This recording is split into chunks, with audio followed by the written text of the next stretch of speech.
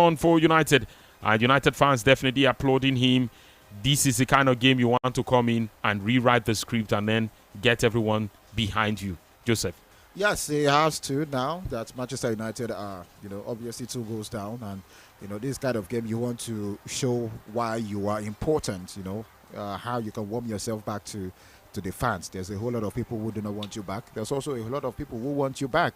So I think in that way, the only way to unite, both sets of fan bases. I mean, both sides obviously have, good reasons why they are, each side of the divide. But this is the kind of game you could, possibly reunite with, them and unite everybody basically in the fan base. Which raises a question about if you have to depend on Rashford. It's kicked off. Second 45 is kicked off, by the way. If you have to depend on a Rashford now to bail you out, then what was the plan heading into the season, first things first? So, I mean, I think it's always going to be that, there were times where they've soft-launched him into, coming in back with the squad. And the fact is, Barcelona just did not want him. I'm not sure all of those reports about Hansi Flick likes him and all of this. I thought from the get-go it was always going to be... if a Barcelona would not pay less than £30 million for a Rashford, and they would have, gone 75 million for a guy like Anthony Gordon. I mean, it was easy to see the writing on the wall. So I think, Manchester United obviously would have, probably thought about, okay, we have to keep him now. Michael Carrick has also talked about bringing him back into the team even before the deal with Barcelona collapsed. So I think the game was always to bring him back and obviously to save money on whoever they are going to would have been brought to the team. So I think it's always going to be a part of the plan. It has always been a part of the plan. Maybe not the right way to go, but I mean it is what it is at the end of the day. If there was a plan for him not to be with the team, I thought Man United would have done, more business. I don't think it's so difficult to see from that angle. Man United were barely even, reported to have been to have linked with any attacker basically this summer. So I think the plan has always been to have Rashford back and save money or whatever would have been the business for them. So let's see how it turns out. He's coming now and he has to worth his money. He earns probably almost the highest now in the team. So he has to, earn his money now and, start the season off on a really good note. Patrick Chinazai Dogu is the man, yes, who haven't had a good first half, and he pays the price as he's replaced in the second half, at the start of the second half, with Marcus Rashford. Yes, he's replaced by Marcus Rashford, and that, of course, is what it is right now. We are 2 minutes into the second 45, and yes, United definitely trying to find a response in this game. And I can tell you, yes, the second half has kicked off, and it is still Hull City who definitely lead by 2-0. Yes, will there be anything changing soon? United will have to show all of that as far as this game is concerned. And bodies on the way. Hull City definitely really organized in the back line there, making sure that they are closing down all the opportunities. And yes, United thought they had that coming really close there. There was a block, but yet the linesman, yes, raised the flag to say that the United player was offside anyway. So, yes, he wouldn't have counted. But I can tell you definitely, yes, United definitely trying to find all the response they can get at this point in time. United are going to have a lot of, yes, they have to be a lot livelier than we have seen in this game so far. They look too predictable and they have to move the ball quicker, be more aggressive and defend better. Joseph, urgency in a nutshell. Yeah, urgency. And that would be so, terribly hard if you don't have that against a 5-man back line of Hull City. They would frustrate you, but you need to make those decisions as quick as possible. You need to find the good passes, make the right decisions at, really accurate, crazy time speed. They've not exactly been able to do that, but I think it's been a tad better in the second half. And that's because, they are 2 goals down. It's a no-brainer. Let's see if, get 1 goal in these first exchanges and, you see how it ends for you. But they just have to get that urgency quick in and, maybe they could find themselves on a good ground. Okay, let's see how much of a good ground they would give themselves in this game. Marcus Rashford wins a foul for United. Somewhere after the center circle. Yes, into the opposition's half. Not so deep into it, but, yes, a good place More like where Tielemans actually gave away that 35 yards out, 35, 40 yards out, where Tielemans gave away that free kick earlier that led to the second goal for Hull City. Can United get something out of this? 50 minutes on the clock. And yes, as far as this one is concerned, it is action going down. And I can tell you, Hull City are doing everything possible. Joseph, you know that with the default setting for this side is to go 5 at the back the moment they do not have possession. But we're also looking at a Hull City side where so far they have not pushed themselves into that low block just yet and stay in their box and trying to defend it. They still want to come out as much as possible, probably because they know that 40 more minutes is a long time in football and you do not want to go low block just yet. Yeah, especially with the fact that Man United have done a lot of comebacks from way before. Hull City, the last I talked about Rashford being the difference just about exactly 10 years ago. It was a late winner, I think 94 minutes or so. But it happened, and the more you leave yourself open to chances against United, I think the poor for you. But again, Man United will obviously need to do the groundwork first. Find yourself a good ground to launch a comeback if you can, and I think that's where the conversations will start rolling in as to whether they can maintain all three and get the 3 points off the ground. The level of discipline from this Hull City back line, yes, they pretty much are keeping it as tight as possible. Joseph, this is a tough one for United because it's all long balls now, and we talked about how important it was to keep it on the ground, try to control it, add some urgency to it. If you're going to be doing long balls, you probably want to, as much as possible, get a Šeško in. Yes. Sacrifice one man in the middle. Could be Tielemans, it could be Andre Santos, but make a decision to sacrifice one man. Play the guys who you know that Rashford on the right offers you something, Cunha offers you something on the flank and even in the box. Mbeumo does the same thing. Add a Šeško to it and sharpen your attack by having 4 options in there. Let Bruno play with either Tielemans or Santos and be the guys who will control the central areas, looping the ball into the box as much as possible. I agree, but the quality also has to be good because the last few balls Bruno has got into the box has not exactly been great. He has to make sure all of those things are good. I think, it's just be better because if you have Šeško in, Šeško would always fight for the first ball, and it means the other guys would obviously try as much as possible to get rebounds on that. And he has to make the tough decisions now. I don't think they are, in as much as we can say, okay, maybe there's a lot of time remaining, but for Manchester United, there's so much time to give away as well. It starts to get painfully thin. The patience that the fans at the stadium would have. And if you're not able to get something in, everybody starts to get antsy and, not exactly great for United to start the season with. So you have to make those calls as early as possible. Even if you get the 2 goals now, there's no reason why you cannot go for the absolute kill. You get 2-2, 3-2. There's no reason why you cannot go 5 goals up. So in my opinion, he has to make those decisions now, getting the guys who could make it happen. Šeško would obviously increase the level at which, the physicality in the box, the presence in the box. And I think Bruno would also be forced to make the quality of the ball better because when you're looking for a Šeško, it means on the average, Šeško would be the tallest guy in the box. On the average, the guys who fight for rebounds off of that ball would be the ones to, probably make things happen. So I think Šeško coming in makes a whole lot of sense now, and in fact increases, maybe not intentionally or directly, increases the level of the quality of balls into the box because it has not been great from Bruno Fernandes this afternoon. Okay, let's see, of course, what we could make out of this particular one. 54 minutes on the clock, and yes, it is Hull City who still lead by 2-0 in this game against Manchester United. Yes, would United, of course, try to find that response at this time, or would we see a different United, of course, getting overwhelmed by Hull City again? We talk about how important it is to have a steal in that midfield, because even for Unai, who played, Tielemans a lot of time, there was always probably an Onana or a John McGinn or somebody somewhere who does the job, adding steel to the midfield, while he himself will just be there doing the whole beautiful stuff, moving the ball around and trying to control the tempo of the game.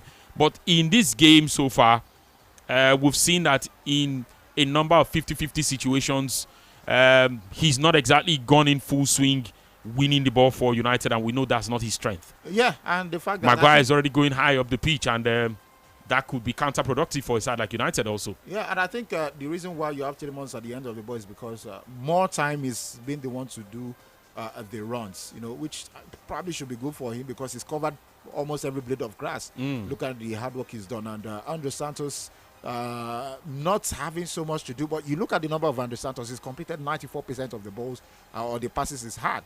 So I think that's where there's a little bit of imbalance, and he's doing his work quite fine, but it has not been in volume for Andre Santos. But it feels as if the instructions will probably have Tielemans doing all of the things he's doing. But yeah, I think they just need to be tighter with the possession now. Manchester United, that would increase the level of pressure on Hull City. I think that's just the difference we are witnessing now. Ranking up the pressure, yes, cranking it up as far as this one is concerned. If you go for the corner markets in this game, well, United are definitely amassing a lot of them right now. They have their third in this game, and yes, they trail by 2-0. In terms of shots on target, United have had 2 out of 9. Hull City have had 5 out of 4. Yes, they've had 4 out of 5, I beg your pardon. 3 big chances. United only 1 big chance so far in this game.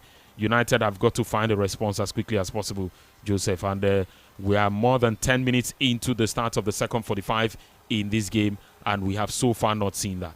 Yes, we've not seen that. But again, it's just the quality of what's being shipped into the box that has not been good for Man United. But one would expect that a guy like Bruno should be doing better. Quality of what comes into the box should not be questioned. I mean, we should be talking about him getting it right every time he puts a cross into the box. Yes, and I find it really, I don't know, it's not looking good. He gets a chance at whatever. In fact, is just about a few seconds ago, he was dispossessed of the ball. That would have been to devastating effect. Yes, if Lamens had not come off his lines, to help the defense line out there, because the Man United have played such a high line, which I think has not been bad, because you are looking for goals and you want to try as much as possible to have bodies into the other box. But again, when you have the technical leaders in this team, like Bruno, being the ones to get dispossessed of the ball, yes, maybe we could say, okay, it happens all the time, but it just has to, he has to be more careful, I think, and the quality of the balls has been spreading. It's gone deep now, and that's why Manchester United feel like there's a little bit more sharpness in attack, because he found Marcus Rashford in no man's land, and that would have been devastating for Hull City, if not for the goalkeeper who was off his line as well, to be able to grab that one before anything else could happen. Okay, of course, the more you're chasing the game, yes, the more you could leave yourself prone to mistakes at the back. But of course, you have got to watch that as hard as possible, as much as possible, and keep yourself in the game. And that, of course, is what we have right now. Man United, yes, they trail 2-0. 57 minutes on the clock, and it's counting down to 58. And getting close to the hour mark might just be where fans will start getting worried, even though you know that there's still 30 minutes and it's still a lot. But yes, United have got to find a way back into the game. Marcus Rashford, his involvement in the game, well, not much can be said about it right now. But yes, the team itself will have to just find a response.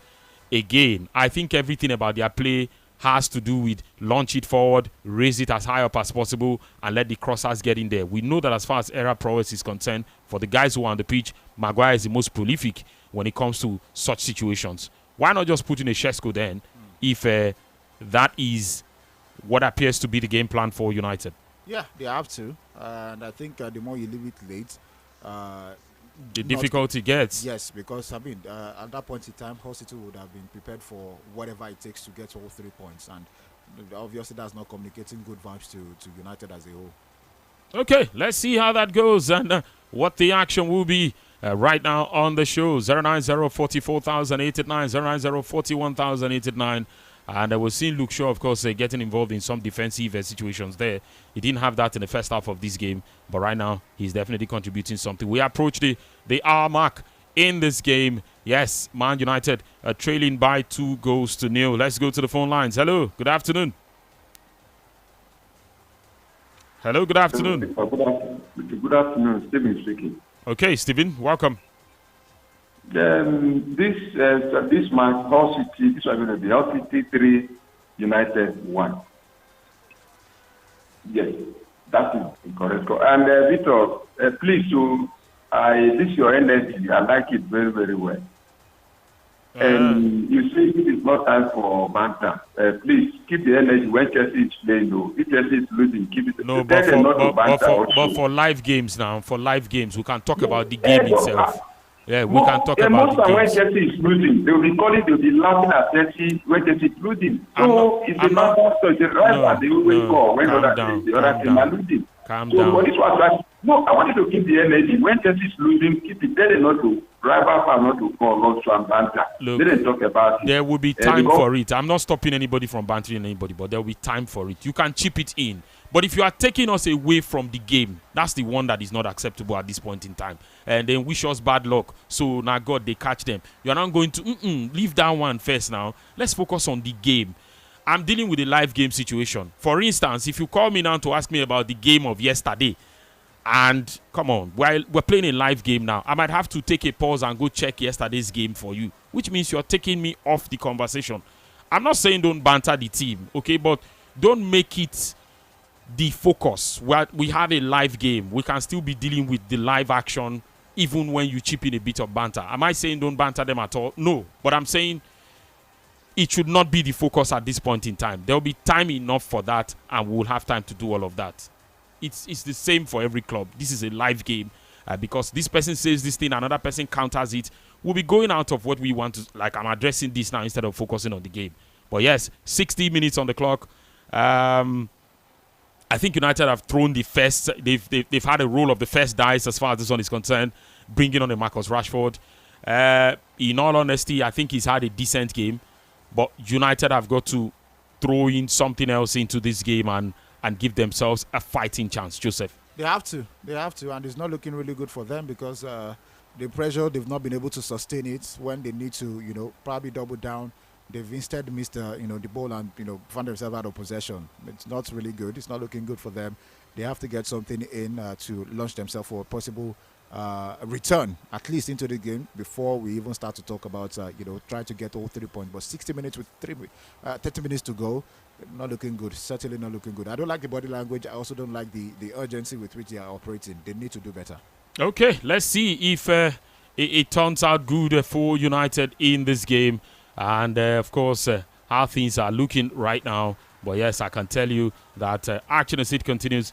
It is 2-0 for Hull City, who, of course, have had a bit of a resurgence in the last couple of minutes. Yeah, growing into the game as much as possible, trying to cause more problems for United. And that was an ambitious one there by the Hull City player, almost finding the back of the net. Talking about Bellomi, jersey number 10 for Hull City. Yeah, they've had control of the ball. Even I think by and large they've been comfortable. Man United have made it comfortable. Meanwhile, the goal scorer is down injured. He might not be able to continue this one. Okay, McBurney also making a move outside of the pitch. So I think they are starting to. I don't know, but the first one due to injury, he has to be out. He's sitting down on the pitch, on the grass, and it looks as if we'll not be able to continue. It's been limping for, about 5 minutes now. But hopefully, not sure he's going to be able to continue this one. But if it does, all good. But City have been, really comfortable with this one. They've not exactly, Man United have not made it difficult for them. The goalkeeper has been, they could chat to the rest of his family about how he's having a good day, winning against Man United while still in the game. They could WhatsApp each other, because that's the quality of what Man United has been throwing at him. Not exactly been great. The speculative efforts have been straight at him, so not much to do. Meanwhile, Monji, yes, the goal scorer is off now, and Hull City have made this. Something happened to him? Yes, he's injured. He's been limping for 5 minutes for a while now. And Harrington is the man who has made his way. The Australian young star. Yes, he was at the World Cup. Missed the penalty. Was inconsolable in that game. But yes, he's only 18. Of course, the Australian young star has been thrown into the thick of it. He's also a very tall guy in this game. And, of course, maybe it is time for United to begin to introduce some of those guys. I'm not sure what the script is, but you are 46 minutes neck deep into this game. Shemi Ajayi also gets substituted. 2 centre-backs at the same time. Injured. Wow. Okay, well, it looks like this is how United gets back into this game now. it looks like this is how United gets back into this game now, because if your two trusted centre-backs who have been the two scorers are getting substituted in this game. Paddy McNair, by the way, comes in, a former United player. Mm-hmm. Yes, Paddy McNair. He is back in the side. One of the few names that played under Mourinho, of course. Did he play under Van Gaal? Yeah, 2016. Oh, okay. Okay. Yes, Paddy McNair. But of course, he's still there. He's still playing and plays for Hull City now. And of course, I can tell you it is 2-0 in the game. 65 minutes on the clock. United have got to find a response right now at this point in time. And really, it is what it is right now. You don't have... Again, those are the two very imposing guys you have in the defense in Semi Ajayi and Mendy. I'm not sure. And I'm not sure Shemi's. I'm not sure if it's because of injury, because it looks all fine and well. Anyway, it was working with a slight gait. I'm not sure if he's 100% okay, but I'm not. These situations can be hard to explain what it is like right now, as far as this one is concerned. But yes, Manchester United, Hull City have made those changes, and there will be an opening. An opening in Hull City's defense at some point, because those legs that are protecting the game as much as possible, these guys still find a way to throw themselves at every shot on target, blocking it as hard as they can. You just have the feeling that if United are able to pull one in this game, there could be a comeback. But the earlier they do it, the better for our chances at the comeback in this game for Man United. 090-44,089. You were saying? Yeah, I mean, this is just what 30. Just about 25 minutes to the end of the game. You just have to, get in something, and maybe it will be, serve as a good launch for what is to come. But they just have to increase the tempo now. The pressure has to, be greater than this for them to have anything to this game. They've found themselves, in some, territories or space where not sure they've had all game. Maybe due to the fact that City have had to, change their defensive structure. In fact, Mazraoui just got a shot away, cross coming in from Luke Shaw once again, but that was high into Rosette, because he barely got anything on that ball, and it just went off. Okay, Šeško finally coming in. Okay, Šeško coming in, Kobe Mainoo coming in as well for Man United. Andre Santos has had his time. Yes, he makes way for the young Englishman. Yuri Tillemans also gets off as well. I mean, we've talked about how these two, yes, they've done really well in the deep, creating something, but in a game you are chasing, you can't have all of these guys on the bench and still be hoping that it will be that easy and have the action go the way you expect it to. So yes, the introduction of Kobe Mainoo, a bit of more control of possession in the game, especially in the midfield area, and then of course Šeško being a constant presence in the box in a situation where you do not even have the main centre backs of the opposition in this game. I think United, something is looking really good for them if they are able to put themselves together and get something in this game. 22 more minutes. Certainly. I think what they need to do now is to try as much as possible to get the ball off the pitch. Do not cede possession, to Hull City. Keep a hold of the ball. Mainoo does that really well, and just find the striker. I think Šeško is the guy who normally would get at the on the ends of crosses. I think that's the way to go. Let's see if they can maintain that pressure for a while, whilst probably getting a goal or two, and then we can start to talk about probably trying to fight for a 3 point. But for now, I think it is good that Šeško is on, and somebody who could drive the ball in Kobe Mainoo is also on as well. They can stage a comeback from here if they get a goal as quick as possible. Meanwhile, another Hull City player down. Well, the captain. The captain is down, Coyle. Yes, he's on the turf. It looks like he would need a bit of attention. Players being put on hold. Of course, United making changes. Debutants Yuri Tillemans and Andre Santos getting substituted and are replaced by Benjamin Šeško and Kobe Mainoo. Kobe, of course, didn't take part in much of the preseason game. Yes. I mean, you could have questions about his sharpness coming into this game. Yeah, and the fact that he was at the World Cup, didn't play much of minutes, which I thought, probably was statutory, the holiday he had. But I thought he could have joined the team earlier. But I think there's no doubt to the quality he brings, and I mean, he has to somehow find a way, to get his match sharpness on. And I'm not sure 20 minutes into the game, to the end of the game is, where you probably be throwing this on. But you look at the quality of what they also have, to offer.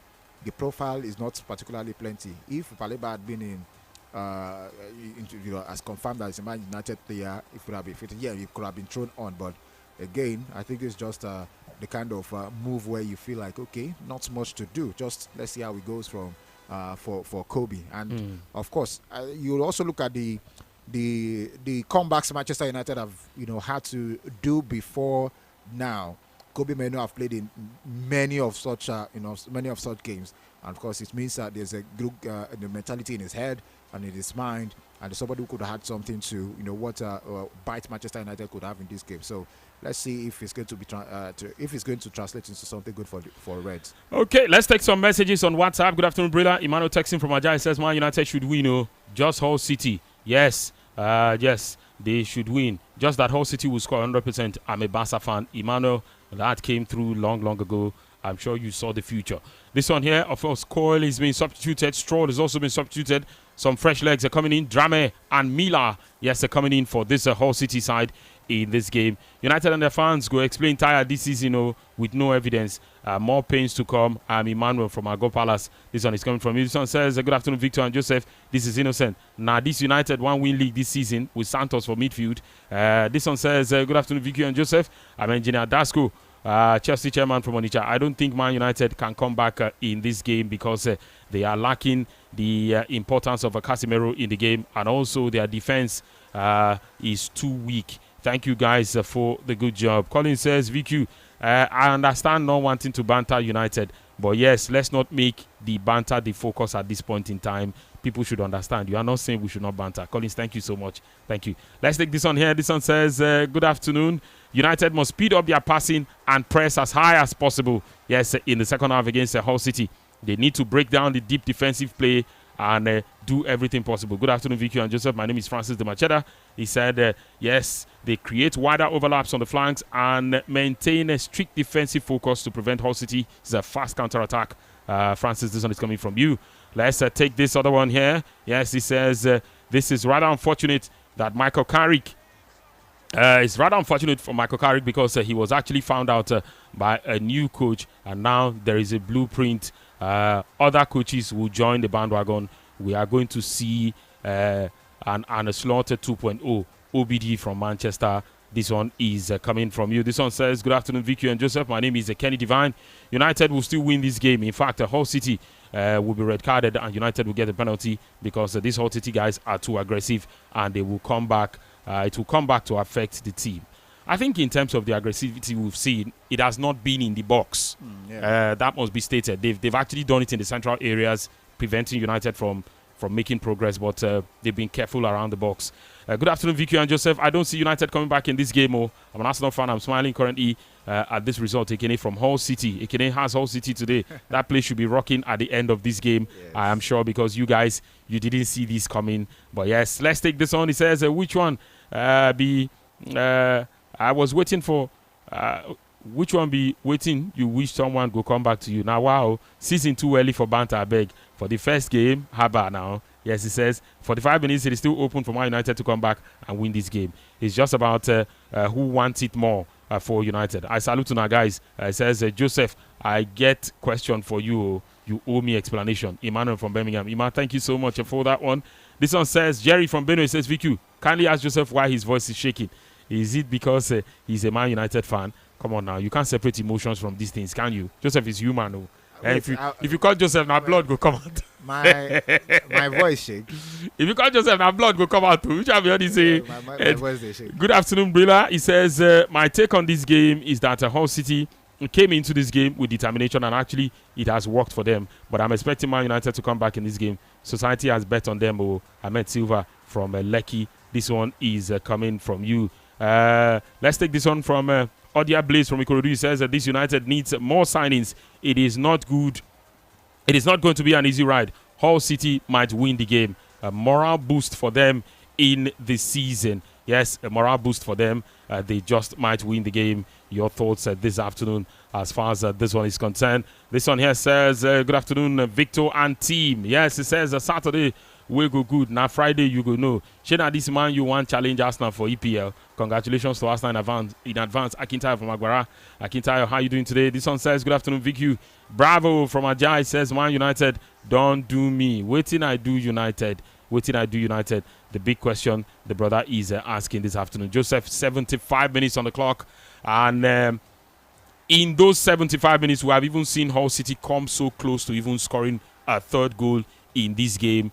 And that would have definitely put this game out of sight for United. Yeah, it could still happen because they are getting something into the Man United defense. You know, even better than even Manchester United have done against them. And to be honest, it doesn't look all good for United. I still think the pace of the game is still slow. There's not much urgency.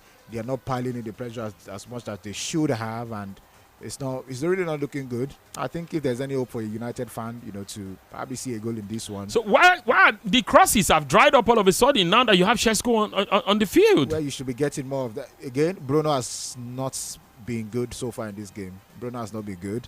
The quality of his balls have been not good. Even the passes have not been good. So I think that's just the difference. That's okay. Just it. The difference so far in this game, and there was a version of Bruno at the World Cup that was not vintage Bruno, and I was worried for that version of Bruno. But again, what we have seen so far is that after 75 minutes going on 76, it is 2-0. Home team, Hull City lead in this fixture.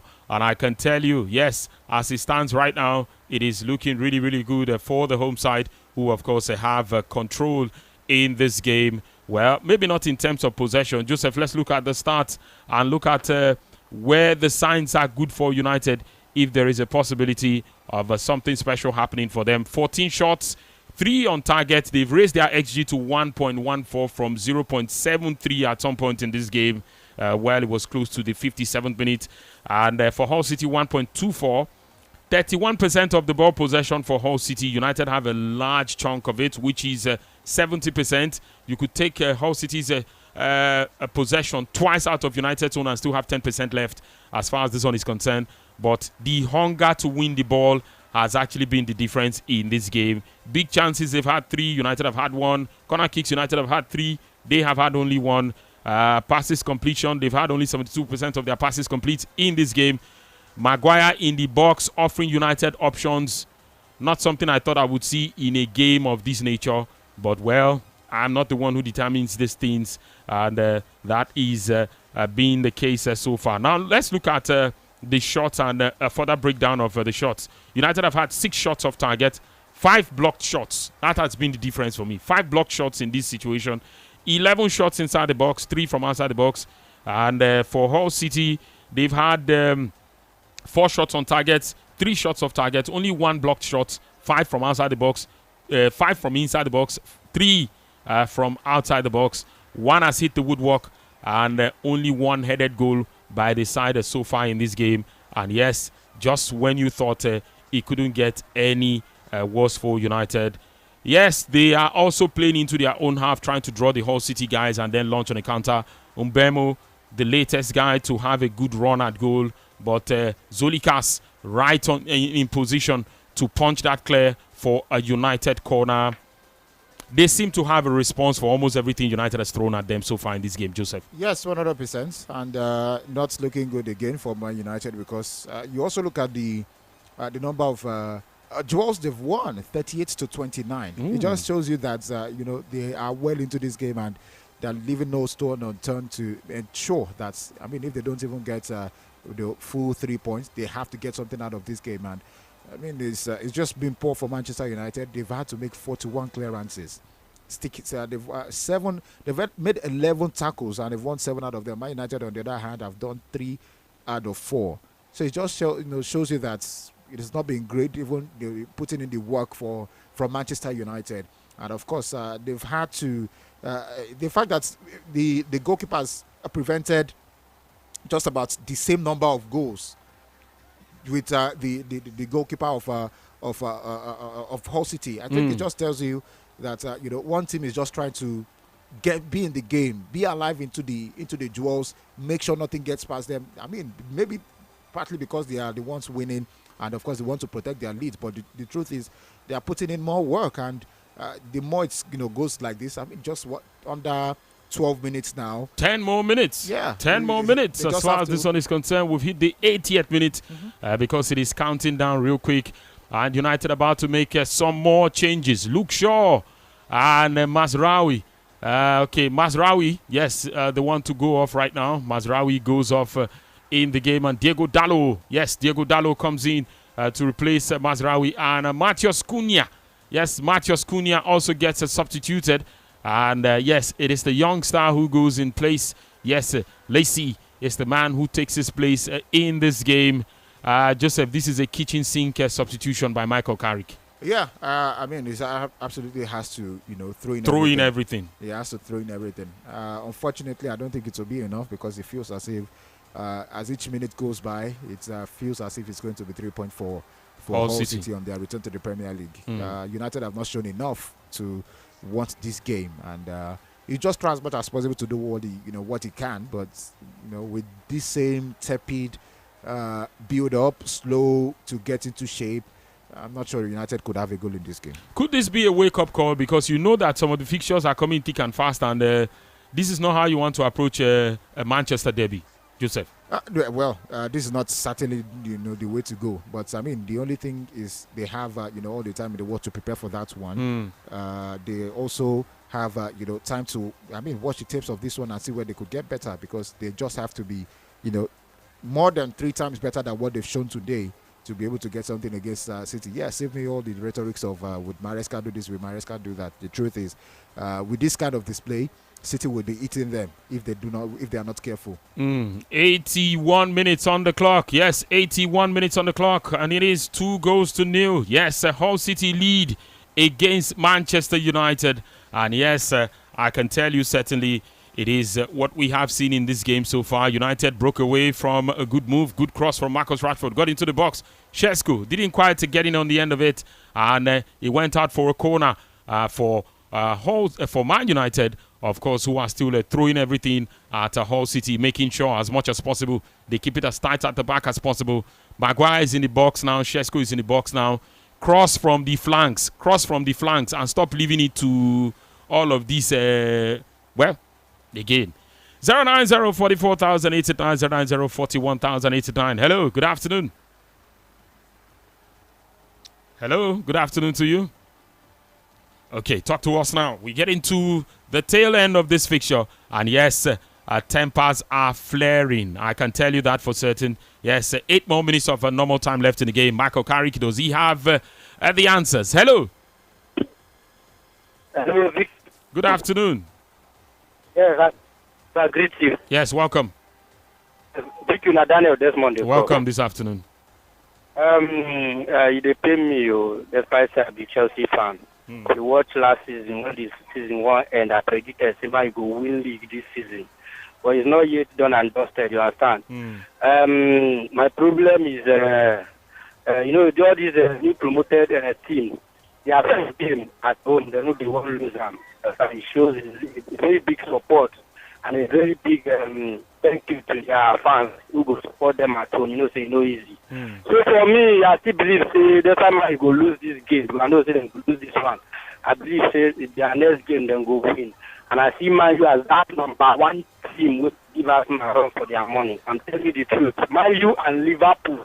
And up top of my head, I believe Man U, if they don't win league this season, it go hard. Then go pursue us now for that table. So for me, losing to Hull City, it happen, but not once in a while. So it's a good one for Hull City.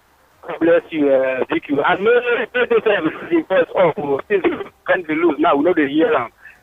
Thank you so much. Okay, Daniel Desmond, thank you so much. Found a way to chip that in. Okay, good. Let's take more of the calls. Again, these are not narratives you can control, but even when the season was ending last time out, and again, this is a new season that just started, and we have some 9 months to actually run the entirety of this season. people tend to think that form is always something that the way you ended the season, you can always copy it and paste, even though you know that it's been 3 months, players have gone to the World Cup, they've gone about their private lives, they've not been in the same dressing room for a long time. People always want to think that it is possible to come back and continue where you left off. Oh, it's not always the case. I mean, it's not always the case. Yes, maybe we've been spoiled for, all of these things by, big teams doing normal big things. But United barely, survived the end of that last season. There were results that went, against Manchester United, and you're like, what's all this? But it is just what it is. Anybody would have thought, going into the new season, everybody getting energized and obviously, living up to the name, and probably, with the way they ended the season. But again, I don't think it's always like that. Yes, sometimes we have all of these things. In fact, more often than not. But the truth is, sometimes it doesn't take so much for everything to go wrong. But for Manchester United, again, they've missed a step in the first game of the season. It doesn't mean, they are going. I mean, it's just going to have 379 games to the end of the season after this one. There's so much to make up for. Let's see if they'll be able to do it. So there's a whole lot of games ahead of them as well. And Wood says, could end up being the only game they lose until who knows. We've seen a whole lot of things come into play, so many factors. But again, this is certainly not a way to start the new season. 85 minutes on the clock. Yes, counting down to 86. Hull City still lead 2-0 in the game against Manchester United. And it seems every season with Man United, the players do enough. But yes, of course, it is not looking really good. Especially in this last season where you will not say, okay, because they sold players, that's why it's been difficult. And, to my understanding, United kept the core. But time is running out for Man United. But they don't feel like... they don't feel to be showing the urgency that is required at this point in time. You don't just see it in this United side. Maguire tries his luck from distance. Things go the way they go. Constantino Zolakis doing his best, of course. He's touched the ball a lot of times more than some midfielders for this whole City side as far as this game is concerned. But, they still have a bit of somebody who's giving a fight high up the pitch. On the other end, just making sure that they keep themselves in the game as much as possible and have, situations where they create problems for United. They've had 47 clearances in this game. United are getting in those places, but just not creating a lot of problems enough. Matt Target has come in to replace Ryan Gilles, yes, in this game, but Hull City doing everything they can, clearing their lines as much as possible. And, Joseph, this will be a big, big win for them. They go second in the table if it ends this way. Yeah, at least until the end of today, they go second. Surely something for the fans to enjoy. Yeah. At home. It's obviously. Feel the high, even though you know that at some point you might come down again. Past, yes. Just feel the high for that moment. For the moment, and they're coming against, probably the most successful club in England at this point in time. So I think they've, thoroughly deserved it. Really professional all through. They've not given anything away. The tackles have not been bad.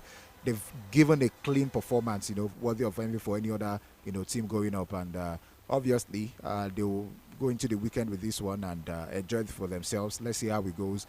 For now, we would enjoy all 3 points. 090-44,889. And yes, the Hull City guys definitely right in it as much as possible, giving their all.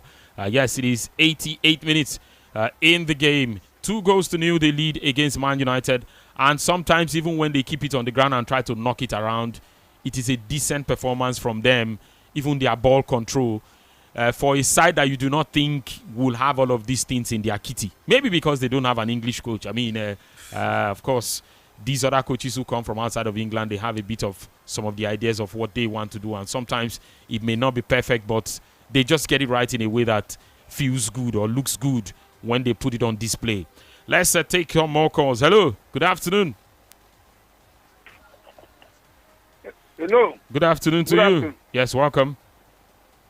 Happy Saturday weekend. Happy season. Happy season. Happy new season. Welcome. No other person than Nunspogba from here, local government, up United. Arsenal winning their first match. Manchester United losing their first match. Manchester United be good for the trophy, not for Arsenal. United United, no man, no football. Yes, we must make it this season. 2026 to 2027 is for Mikel Arteta, not for Arteta, or any other team. So losing first match doesn't mean anything for us. I greet you all Villa fans, all Manchester United fans, all Madrid fans, and the other teams. I pray, and I wish that United must leave the trophy. Losing the first match, it doesn't mean. Okay. This is the first step. Okay. By the end of the journey, we All right. must know who is who. Okay. United. All right. Thank you so And much. good afternoon, you all at the studio this afternoon. Thank Once you. again. Thank you. Good afternoon to you too Thank as you well. very much. Yes. Thank you Fine. so much. No, so Pogba. Yes. 90 minutes on the clock. Yes, of course. United piling the pressure. But of course, it doesn't look enough. They have to do more. And it is that more that we have not seen so far in this game. When it is 90 minutes and, you have not particularly forced the side to be under that amount of pressure that you expect to see in the game, Joseph. This would be one game to forget by United and one that should serve as a wake-up call, even for the board, in terms of looking at what they want to do when it comes to conversations around recruitment. 6 minutes have been added to the game. Yes, 6 minutes have been added to the game. Hull City holding on. Yes, they lead 2-0 against Man United, and 6 minutes have been added to the game. A lot can happen in 6 minutes. Well, I certainly believe nothing much would happen. A lot normally would happen, but certainly not for Manchester Maybe United. because we've not seen the signs. No. And at this point in time, you will pardon us for not believing I do not that believe. anything can happen. I do not believe. This is worse than Super Falcons had against Malawi. This is Super Falcons even offered something. United are not offering anything, and the reason why they were able to score twice in that game was because they offered something. United have not done anything in this game to deserve a goal. So I don't think there's any belief. There should be no belief from any Man United supporter looking at this game. Okay, we'll talk about some of the things that United didn't get right in this game much later on the show. But yes, let's focus on what they can still do right right now in the game. Hello, good afternoon. Good afternoon. Yes, welcome. Good afternoon, Ziki. Yes, good afternoon to you. And also, good afternoon, Joseph. Yes. Good afternoon. My name is Prophet Benjamin Franklin Benjamin, popularly known as Agnes Semba, one of four blogs. I'm with the review from Agnes Johnson. Welcome. Yeah, I'm a Manchester United fan. My brother, I was very surprised that a whole big club like my club, Manchester United, losing 2-0 to ordinary relegation club. 2-0. My brother, I am not happy. I am not happy. Look at Arsenal yesterday, one clean sheet yesterday, 3-0 against Coventry City. Why can't Manchester United do like that? My brother, I'm not happy with my club, coach and players. So thank you very much. Bye bye. Okay, thank you so much for that one on the show. Yes, action as it continues. Football Live, your champions now, Sports Radio Real FM. Zolakis. What a game he's had today. The number of times he's had to touch the ball. It's just a good one for him. I mean, the sort of performance that would also be good for his confidence, because coming into a game of this nature and you're able to perform like this, yes, people will talk about you and what you have been able to do. But United definitely have not served anything that would make us say, okay, you know what, get the job done. I think I raised this concern. Myself and Femi had this conversation on the evening belt where we talked about some of the things that needed to be done and put right, and we looked at how well United should address some of the problems. I still feel that even at 33, Maguire is still the best defender at Man United, and that's not the kind of guy you want to take into an entire season and be hoping that you can run free and get the job done with a guy like him. But in the meantime, Leon Goretzka to Aston Villa. Yes, verbal agreement in place. He's a free agent, so yes, there's not much to complain about. Leon Goretzka.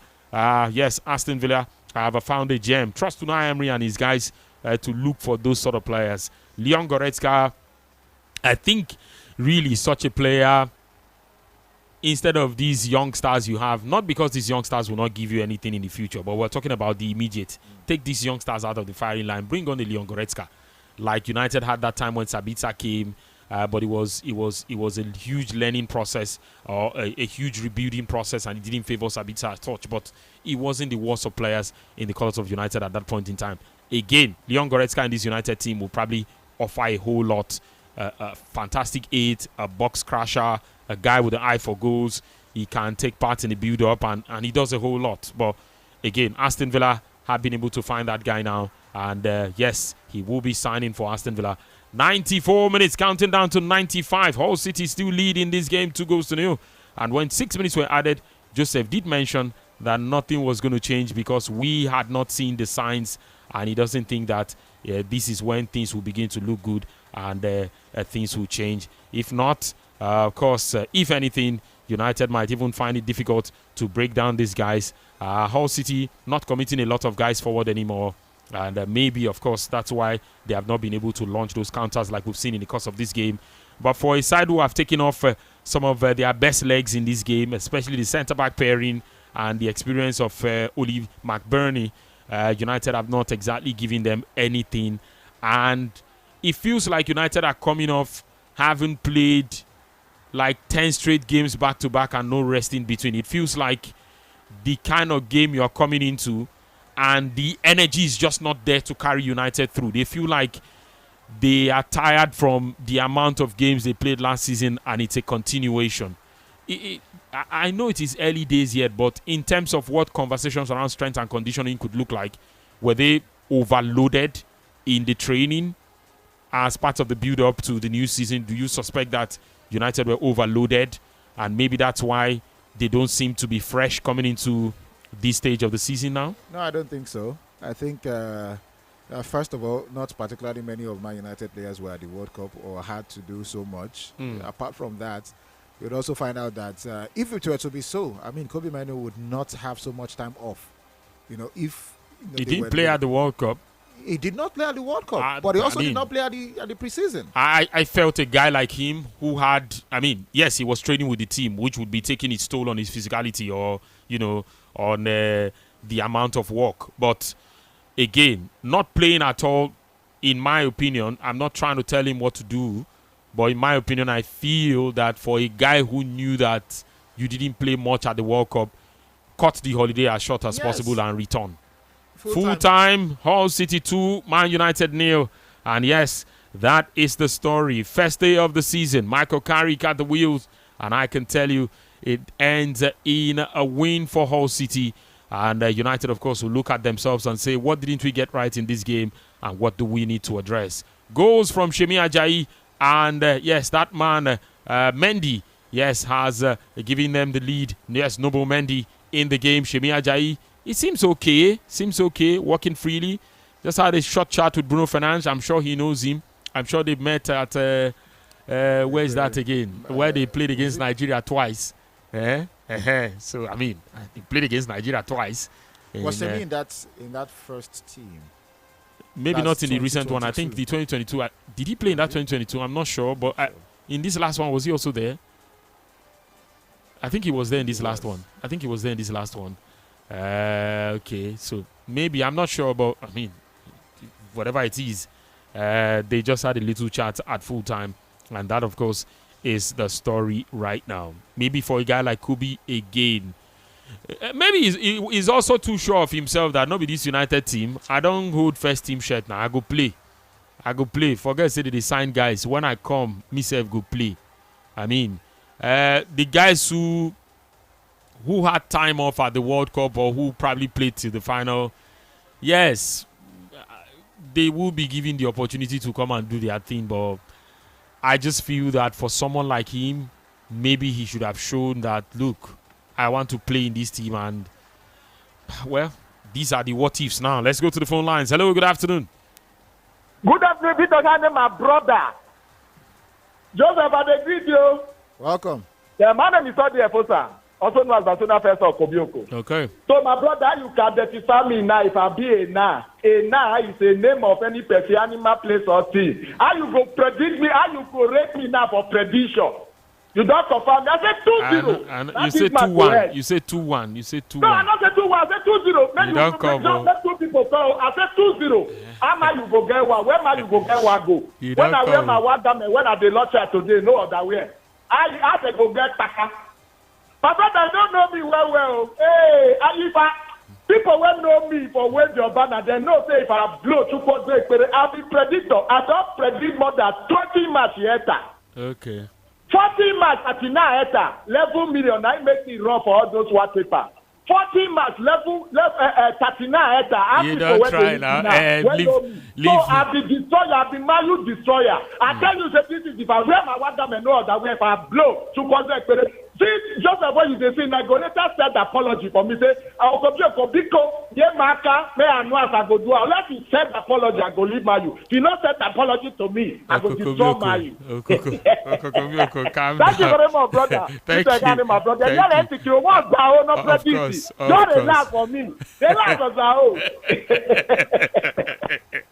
This brother, this brother is troublesome. Let's take some of the contributions. We'll go to the phone lines soon. We have some on WhatsApp. This one says, good afternoon, Vicky and Joseph. My name is King Vibe. I don't see Man United coming back in this game. All they have to do is a consolation goal. I actually wanted Man United to lose because the Ineos have not done enough to back Michael Carrick this season. This one says, good afternoon, VQ and Joseph. Joshua from Asaba. I'm happy that the season starts with every club on the same point. Nobody was leading. I know like here excuse hear them say if to say Carrick start at the end of the season at the start of the season we for win the league. Jogodo don't say to VQ, my papa say the look on person face they determine the kind meat where you go put for him.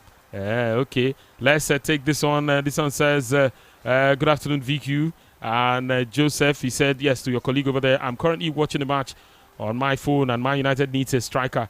They should better go for Osimhen before it's too late. Sunday from Ikorodu. This one is coming from you. Good afternoon, VQ and Joseph. This is Ogenekewe Lawrence. It says, it's so shocking that Man United are starting this season in this style. It's not a good one. Losing to Hull City, this one is done and dusted. Good work to you guys. You guys are doing. Thanks for the updates. Thank you so much, Ogenekewe, for that one as well. This one said, he actually said 2-0 to Hull City. Okay, you just confirmed what, yes, Odiefosa said in the situation. Yes, where I was arguing with him earlier. I didn't know he said. I thought he said 2-1. But the pattern so far in the Premier League after 2 games is that home teams are winning, and that's what we have seen so far. Good afternoon, Brilla. Man, you go cry. Remember, it's a newly promoted side, and that's what they told us over the win against Arsenal yesterday. I am Vino Kola. Yes, Vino from Kola, of course. This one is coming from you. This one says, hello, people and Wahala. Yes, so surest of Black Boy, I have questions, so I go send you at the end of the season. Congratulations to Ajayi and Hull City. Yes, this one is coming from Emmanuel from Birmingham. Yes, your contribution this afternoon. He don't say to for Man United, maybe we should support him well now in the transfer window. OBD from Manchester. Yes, he says maybe we should support him well in the transfer window. Good afternoon, my brilliant presenter. Hopefully, I hope no comma of what Fernandez did to Ronaldo at the World Cup. This game now, wow. AJ Warrior from Naval Barracks. Yes, AJ Warrior. Thank you so much for that one. Yes, let's hope no be come out of what Fernandez did to Ronaldo at the World Cup. Commanded that one, ba. Okay, let's take this one here. He says, good afternoon, VQ. Man United loss is down to what Alex Ferguson did to other teams in the past. More losses to come. Ezazuli from Lekki. Ezazuli don't in Nigeria. More. This one says, hi guys. This United cannot get it cheaper elsewhere. It will cost them at the end of the season. How come they couldn't get a suitable replacement for Casemiro? It's not too late to be setting people's tickets on. Is it not too early to be setting people's tickets on fire? Tola from the UK. Yes, Tola from the UK. This one is coming from you. This one says, good afternoon, VQ and Alhaji Joseph. Well, this season go for Man United, but I believe that they will bounce back. Bruno Fernandes is a good player. He only needs a good coach that will tell him to run. Yes, that will tell him to run most especially run out of the stadium and never come back forever. This is Ahmed Silva from Lekki. Okay, this one says, good afternoon, Mr. President. He says, I laugh in Hull City. Even heaven could not help Man United. That feuding him, waiting concern heaven and Red Devils. Two parallel lines. Okay, yes, they say parallel lines don't ever meet, right? Okay, but that's about that game. This one says, see ticket where I don't they nurture since last 3 weeks. United don't burn them. Agbaje, this one is coming from you. Yes, on the show this afternoon. Keep them coming. Yes, let's go to the phone lines. Hello. Hello. Hello, good afternoon. Good afternoon, sir. Yes, welcome. All right, I'm very happy. In this What's your name, match. please? Tell us your name. My name is Odigwe Lokijo Ezador, calling from Ikolo in Igbo local government area of Enugu. Okay, welcome. Yes, in fact, in the match between the Hull City and the Manchester United, you understand? That's an eye-opener for every team because the Hull City players, they are really serious. You understand? They are very serious. The determination, the cohesion is there, the blendedness. So anything can be beaten. So it is left for Manchester United people to pick up, knowing fully well that they are regarded as one of the best clubs in Europe. Thanks and God bless. All right, thank you so much for that one as well. Yes, keep it coming on the show this afternoon. Yes, action as it continues, and it is full time in that game. Yes, Man United starting the season on a losing note, certainly not a good one. And yes, we're taking reactions right now. Hello. Hello, good afternoon. Hello. Okay, yes, try to reach us again, and let's take your thoughts as far as this one is concerned. Yes, action as it continues. Hello, good afternoon to you. Hello. Good afternoon. Good afternoon. Yes, welcome. So, according to... What's your name, sir? Manchester United match. What is your name? My name is Prince. According to Manchester United game, I know they want to sign more players, but this All City, they are ready. They are not just now. Manchester United now they are at the bottom of the table now, right? No, maybe somewhere around there, but they will not be bottom. If they are truly ready, maybe they should just go for that Baleba immediately because they have signed him already. Yes. So the game was interesting. It's just the beginning of the season. Nice game. All right. Okay. Thank you so much for that one. Yes, the Baleba deal is done. Again, there are concerns that the player got injured in their training camp in Austria, and he will not be available till like October. That would probably also raise some further questions about, the player and him not being available. I mean, how do you sign a player and the player will not be available from now till October? He suffered an ankle injury for which he will not be available. Talking about Carlos Baleba. And that was even announced before the United rumors started. Yes, that he will not start the season with Hull City after he suffered an ankle injury and will be out until about October. I'm not sure, especially for a side like United who would want a response. I mean, not putting anything past them to win the next game, but you want to have all your players and go full throttle. Sign a player who's injured now might feel really somehow. I don't know, but difficult one. Hello, good afternoon. Sports Radio Blind FM, of course, action as it continues right here. It is action. And yes, we are talking on Football Live. Yes, at full time, Man United, yes, lost to Hull City 2-0. Hello.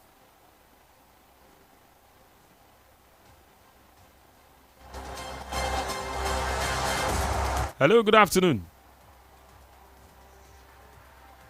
Hello. Vicky, good afternoon. Yes, welcome. It's your colleague. Good afternoon. Joseph. Yes, welcome. Here, I hope Dave don't call. Dave. So make it call because I want to hear from him. And again, all these Baleba, Telemon, all these mediocre players this time, they never ready. May they remember say they get Champions League football. No be really Monday night they go play this season.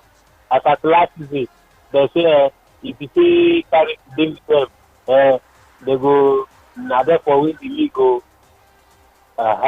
Because all of the sudden now, after we yesterday they say na normal thing. All of the sudden now they set all our tickets on fire now. One of my friends now take Willie Mayu 50K this afternoon. They don't then cast them. I swear, 50K. I swear to God, if I dey lie, I know see tomorrow. My brother, no, I beg. No sweat. No, no water. No all sweat. of the sudden they set the guy tickets on fire. And they say na normal situation na we yesterday. Wetin come make sense? Their own come be normal thing. Person wey pass through playoff come to a Premier League. Compared to person wey win championship, wey Arsenal play yesterday, they say na normal thing. Why their own no be normal thing today? Okay. And they go Champions League. I no get that answer wey they ask me, so I no get that. They go Champions League this season, and Baleba they have to play Champions League. Well done for them. They are doing well. All right. They start for my ticket this evening, this afternoon, no problem. Okay. All right. Action, of course, continues. We're taking your post-match reactions right now. Hello. Good afternoon. Good afternoon. Welcome. Yeah. Good afternoon. I'm Apostle from Washington Delta State. Apostle, welcome. Let's hear you. Thank you very much. I've heard everything about my youth. My youth, they need a lot to do about the thing. Now they have given everything to make sure they win this thing. But that's what I'm doing. Yes, because of this, they know they have a long way to go. They need to enter markets. So when we begin to talk about this matter that all those people who came in as a newcomer, we are good to go. Despite even though Frank Lampard we did something, we went coming for another game again. So that is that. And we are praying also earnestly. At our Chelsea part now, let us come in with a bright note. Let us not to be like my youth. That is what I pray earnestly. Because this time now, everybody is going to see how the game is playing. We're entered the season already. Let us watch. I think people, the men, who's the boys. Thank you very much. You may bless. All right. Thank you so much for that one as well. Now, I was really furious at West Bromwich Albion when they decided to allow Shemi Ajayi to go. But then I went to check the table at that time, and I saw that Hull City were picking up and they were on a good run. I was really happy for him. Yes. Fast forward to where we are now. The brother, that deal actually went through shortly before the AFCON last year. AFCON that started in December. And fast forward to where we are now, he's scoring on the first day of their return to the Premier League. What a story for the man. Good way to launch it back in the Prem. I mean, he's playing with the big boys now. Hello. Wow, thank God I got through. Sir Victor, good afternoon. Good afternoon to you. Yes, so this is your friend, Henry from Abidjan right now. Henry, how you doing today? I'm fine, thank you, though. My ticket is casted. I don't know, send me on. Man, you win for preseason, win Bayern Munich, win these people, carry all the preseason cups. But 1 point, just this heartbreak, this afternoon is tough. Sir Victor, do you know how these boys came to Premiership? The playoffs. You know that they were not. It was because of one team that did nonsense, Southampton, if I can remember. Yes. Went and spy on the other people's club. That they now say okay, they don't carry them. They were last on. They were 20-something on the table now. I don't get. No, they from that 20-something position they got to the playoff spot and lost to Southampton, and then because something happened, they had to be brought back. Yes. And they won the playoff, won back and went at the Wembley. Yes. Luckily, look at now beating Man United 2-0. Almighty Man United with star players. See, 4 of those Manchester United players can buy that team. Am I lying? No, now. You see? No, now. Let's to buy the team or to what do you mean buy the team? Is it that they don't have that much money? The full team. I don't know about it. If you want to buy the club, it's a different story. Like Bruno was so isolated. He was playing like, what am I doing here? Bruno is not himself. This is not Bruno that fought last season. It's like maybe something is wrong. This is not Bruno I know when I watch this game. Anybody can correct me. It's not a matter of first. See, this Premier League, your loss counts for you on the run. Nobody say this is not the time when they say it's let's match. See, once you lose, because you never can tell what's going to happen when matches start coming back to back and start having a fatigue. So not be your players go take it too, and you are playing FA Cup, playing Champions League, and you are telling me first loss is just the first game, and look at the team you lose to, Hull City, small team where you come down and beat. No, this one, even if na penalty, collect and beat. Make sure, even if na want to collect your 3 points from a small boy. Abi, they don't start this season again when it's only big team they won't beat. No, it's not an excuse. So, jokes apart, these boys, you can't compare Man United to those Hull City in any form. Even Sami Ajayi that's even trying came out. The guy that scored came out. They even put small boy 18 years. You know if you bully picking the person go score goal. You even bring in Sesko, Jima, we don't Jim. No. This is not, apart from my ticket, this is not the way to go. At some point, man, you were just confused on the finish line. The keeper was just shining. If not like this, Arsenal play Coventry, you think Coventry would just lose 3-0 to Arsenal? No, now you show that compassion. This is Premiership, not pre-season. You don't have to win all your pre-season games and lose. So that guy will not go cut in hell. He go long. Henry. It's going to be a long. Baleba, welcome to injury.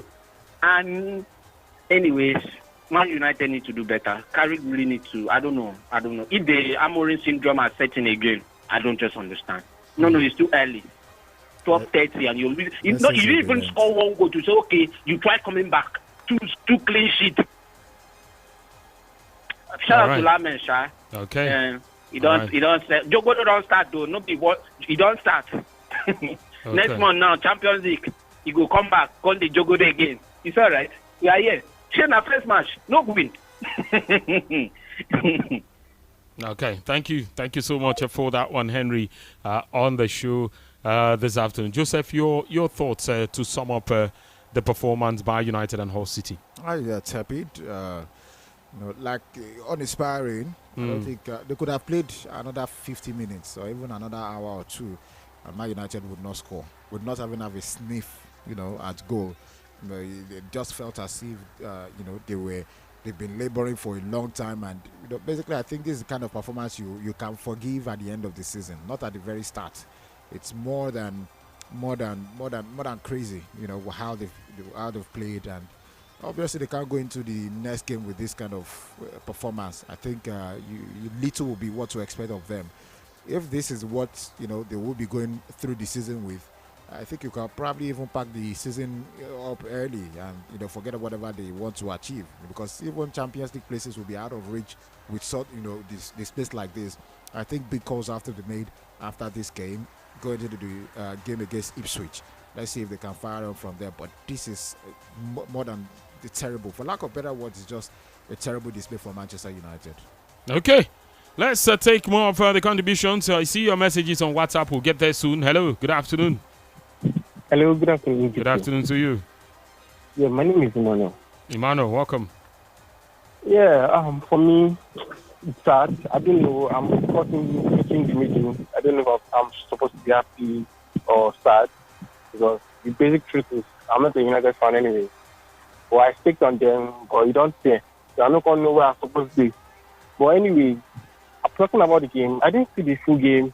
in the entirety. But I saw some few moments, and I want to say kudos to the All City players. I mean, they fought, they felt they were hungry.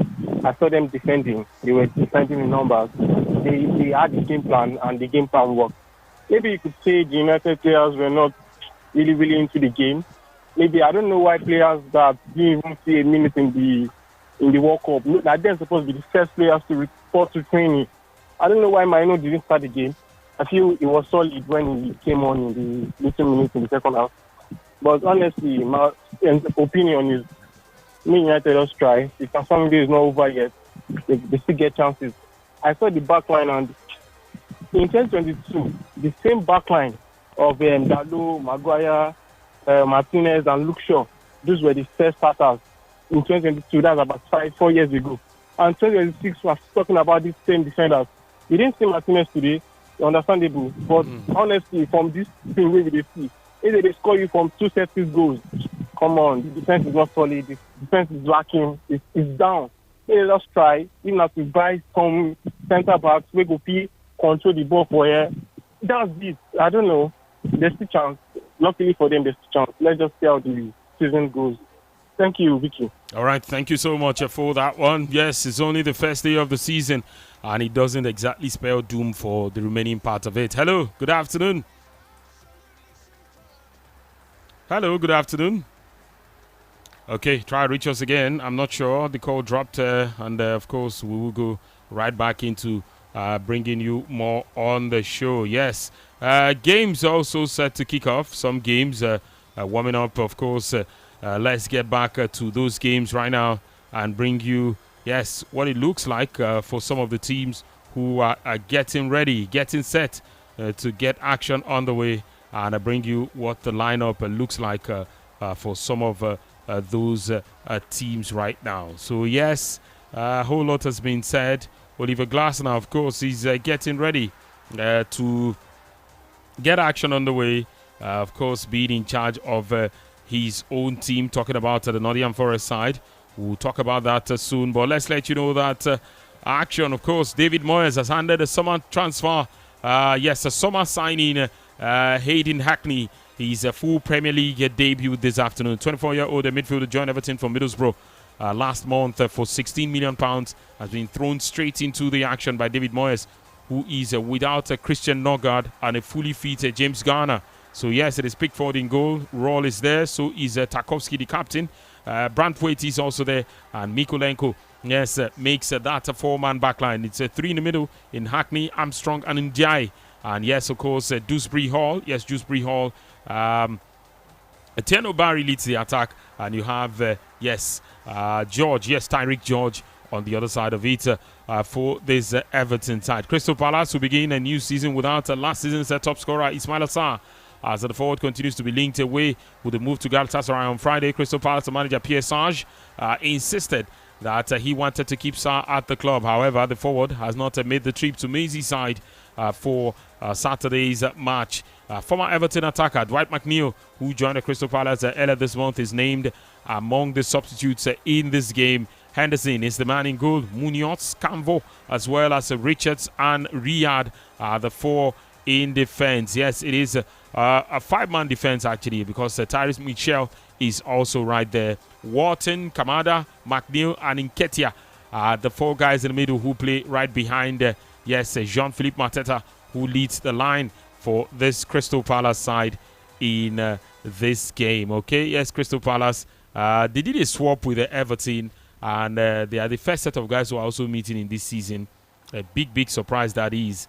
I mean, I didn't expect that was going to be the case, but it is happening anyway. And these two guys are going to come up against each other on Merseyside today. Okay, yes, of course, if you just join in, yes, Crystal Palace, yes, they are set for the action, and they take on Everton in this game. Leeds United, yes, they are also in action. We'll pretty much go soon to go serve you what Leeds United have got for us in their starting lineup in this fixture. Yes, we'll talk about that real quick. But let's go to Ipswich Town, who take on Sunderland. Yes, Ipswich Town, they take on Sunderland.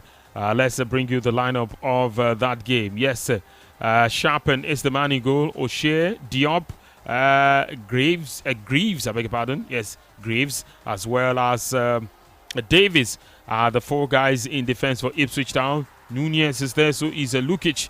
And yes, you have Enciso, Maeda, and Fatawu. They play right behind Emerson, who leads the attack for this Ipswich Town side. Brian Broby, of course, is the man leading the attack for Sunderland. He's got Angulo, Enzo Lefer, and Hume playing right behind him. Sadiki and Granit Xhaka, they renew their partnership in front of the back four. Yes, this season. Thomas Munier is at right back. Dan Ballard is there. Onien is also there. And Mandava, yes, Mandava, the Ikeuche lookalike, yes, he's there in this team. Roofs, of course, returns to goal, of course, for this Sunderland side as they look set to take on Ipswich Town. They're on the road. Yes, Nottingham Forest, they are also in action this afternoon. They take on Leeds United. Let's bring you the lineup in this, yes, of these two sides. Matt Sells is back in goal for Nottingham Forest. And yes, it's a 3-man backline like you saw at Crystal Palace last season. Yes, the man talking about Oliver Glasner, already introducing that to these Nottingham Forest side. Mikolenko, Murillo, and Cunha are the 3 guys in the middle. Olaino, Sangare, Makati, and Williams are the 4 in the middle. Yes, with the wing backs in this situation. Morgan Gibbs-White and Dan Ndoye. Yes, they are, of course, going to be playing on either side of Igor Jesus, who leads the attack for this Nottingham Forest side. Dominic Calvert-Lewin leads the attack for Hull City. Had a fantastic season last time out. I'm not sure he's ever had something that good. Yes, he leads the attack for this Leeds United side. Yes, Harry Wilson and yes, Aronson are the 2 guys are playing right behind him. It is Justine, Ampadu, Stark, and Bogu. Yes, the other 4 guys in the middle with, of course, Muaremovic, Biol, and Roden. Yes, the other 3 in defense with a newly signed goalkeeper.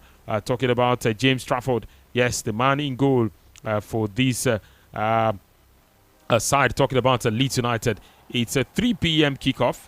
And yes, we'll definitely take you there to serve you what that game will be serving us and bring you up to speed with the action right there. But yes, we're still taking post-match reactions.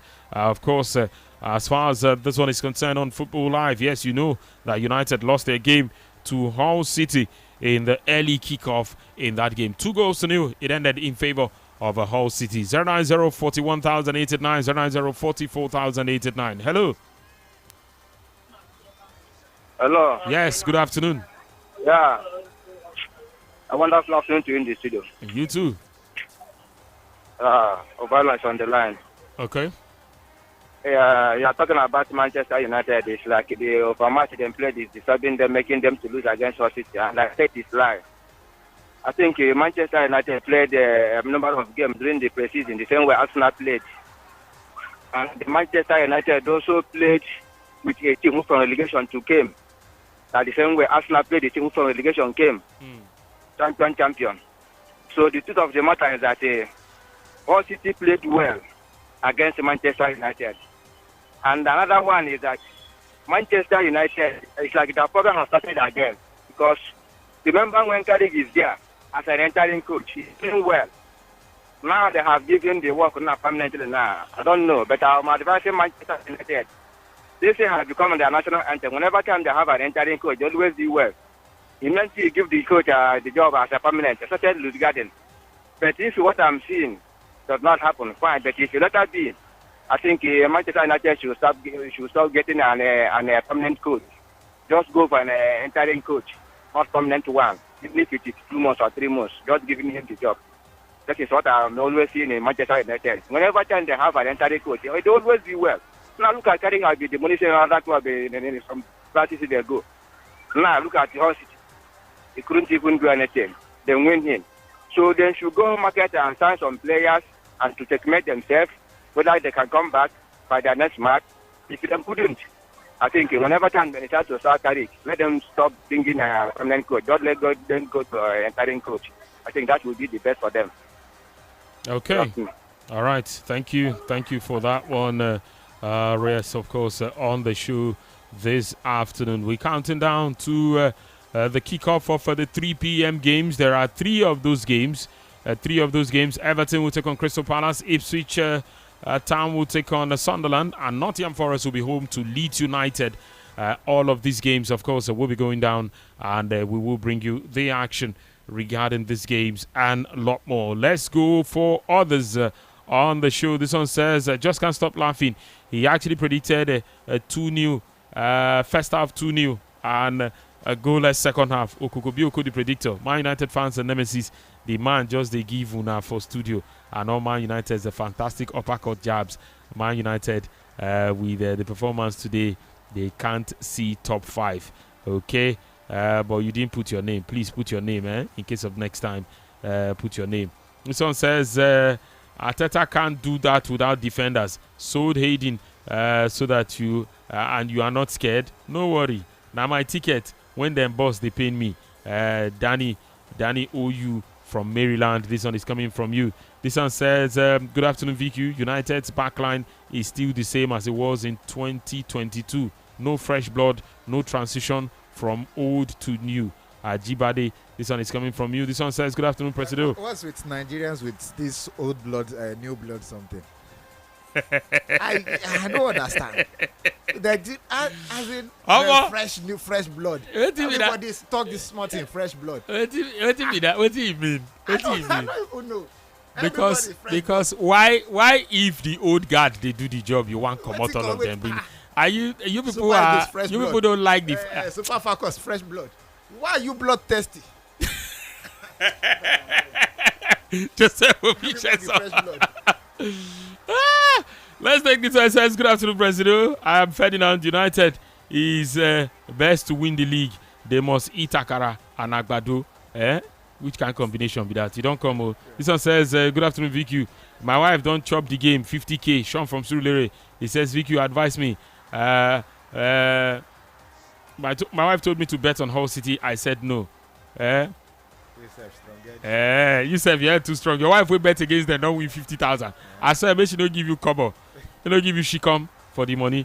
VQ, I'm strongly upset. Osimhen is the missing piece in this Man United team. Sunday from Ikorodu. He says, what I really observed today in this match is that Man United are terrible. Hull City, a low division side without scoring a goal. And I played both teams to score. I played both teams go. When Hull City scored, I was happy that Man United would do it, not knowing that I was deceiving myself. Yes, a Sunday from Ikorodu. This one says, Hull City versus Man United, a game is a tight game. To play 2-0 correct score for each side, enter. Melvin for Ikeja. And then this one here says, from the beautiful city of Owerri. You didn't say anything apart from that now. You didn't say anything apart from that. You just sent an emoji of guys who were laughing. This one says, good afternoon, VQ. And Joseph. Yes, he said Joseph the Dreamer. Joseph, you said in the morning that Arsenal was not expecting to win yesterday's game. So were Man United expected to win today's game? I said Arsenal were expected to win. Okay. Normally, anybody would expect Man U to beat. Nothing has changed. Before the game, Man U were expectedly supposed to win against Hull City. Why you think I go to change man like you? I know they change man. This one said, now the first time where they hear rival fans are crying more than they believe though for this Man United loss. I swear. Tete. Now something. Tola from UK. Tola, this one says, Mr. Victor, this is a bravo. Yes, from Aja. He don't cast. Almost 20K don't cast. He says 20K don't cast. This one says, hello, brother. I beg, don't allow people talk for this long. He says, okay. He says, I don't try the call since 12:30. And this one, no, they go. He says, this person, okay. All right, thank you. This one says, good afternoon, guys in the studio. The Fantasy Premier League has just begun. Reality is very visible for all to see this season. My advice for the top 4 fans is for them not to count their eggs, their chickens before they are hatched. Okay, he says, a whole lot is yet to come.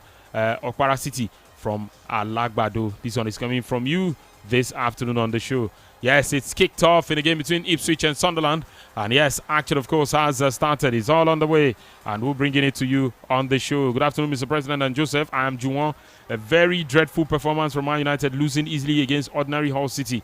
I think it is a sign that Man United will struggle this season.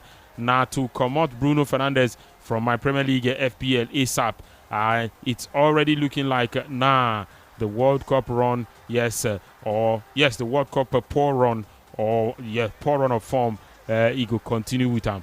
This one says, good afternoon, Professor Victor and Coach Joseph. I think Manchester United actually underrated Hull City and paid dearly for it.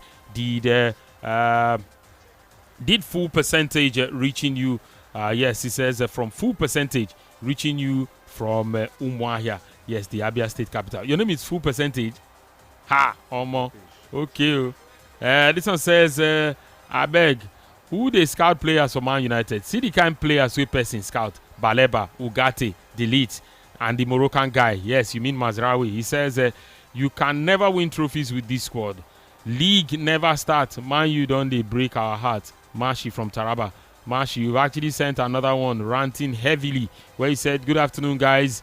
Mashi from Jalingo, he says, a Man United fan, Omo, even though they play this game for 90 minutes, Man United will not score a single goal. Look at the backline, Luke Shaw and all of these guys. What is this for a team? He says Man United would we will stain your white, and you don't stain my white already.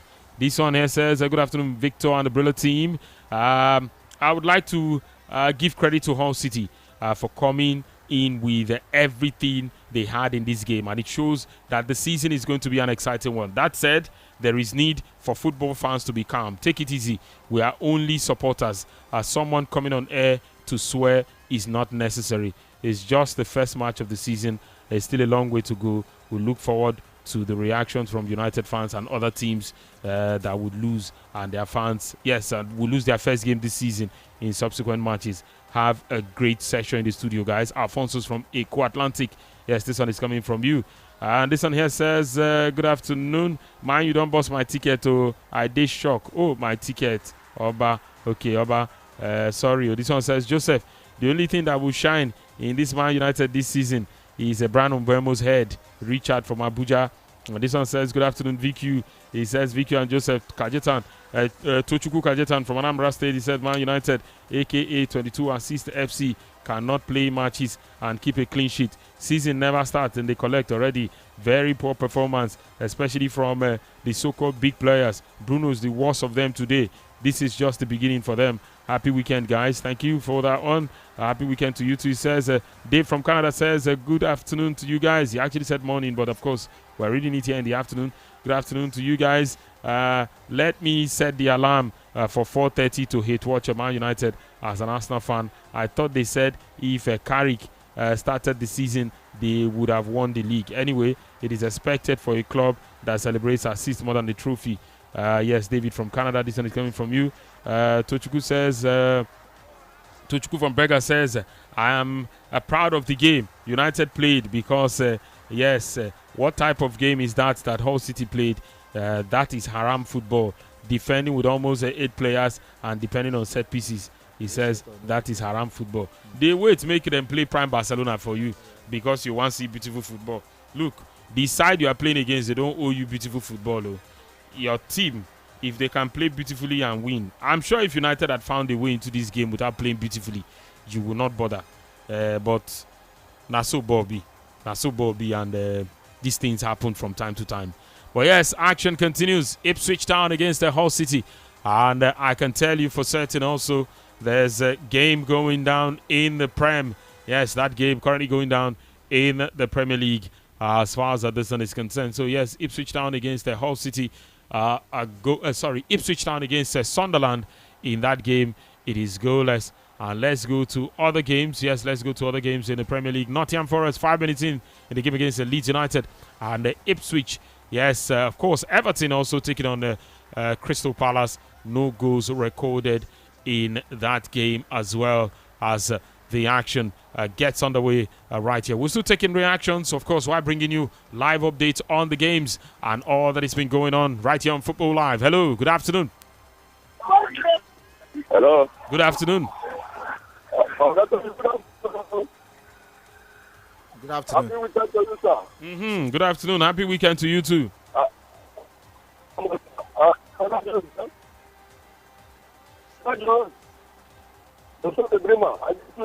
Fine. Go on. Good afternoon.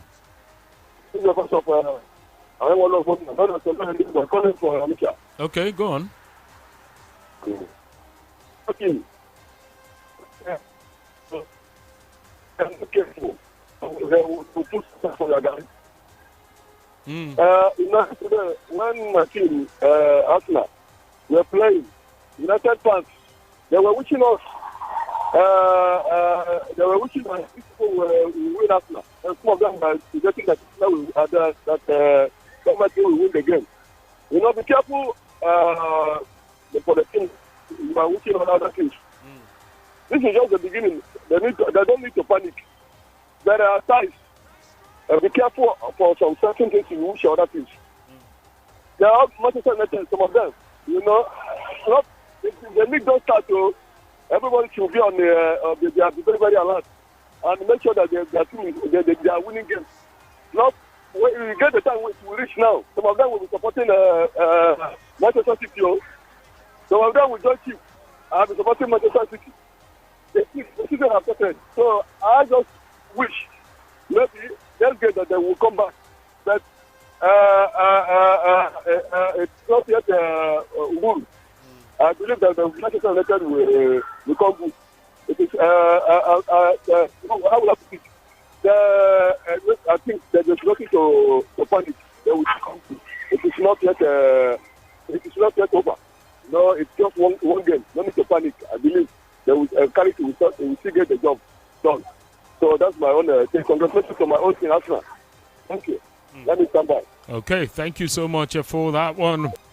As the action continues, yes, Ipswich down against Sunderland. We're approaching the first 8 minutes of the game. It is still a goalless affair right there.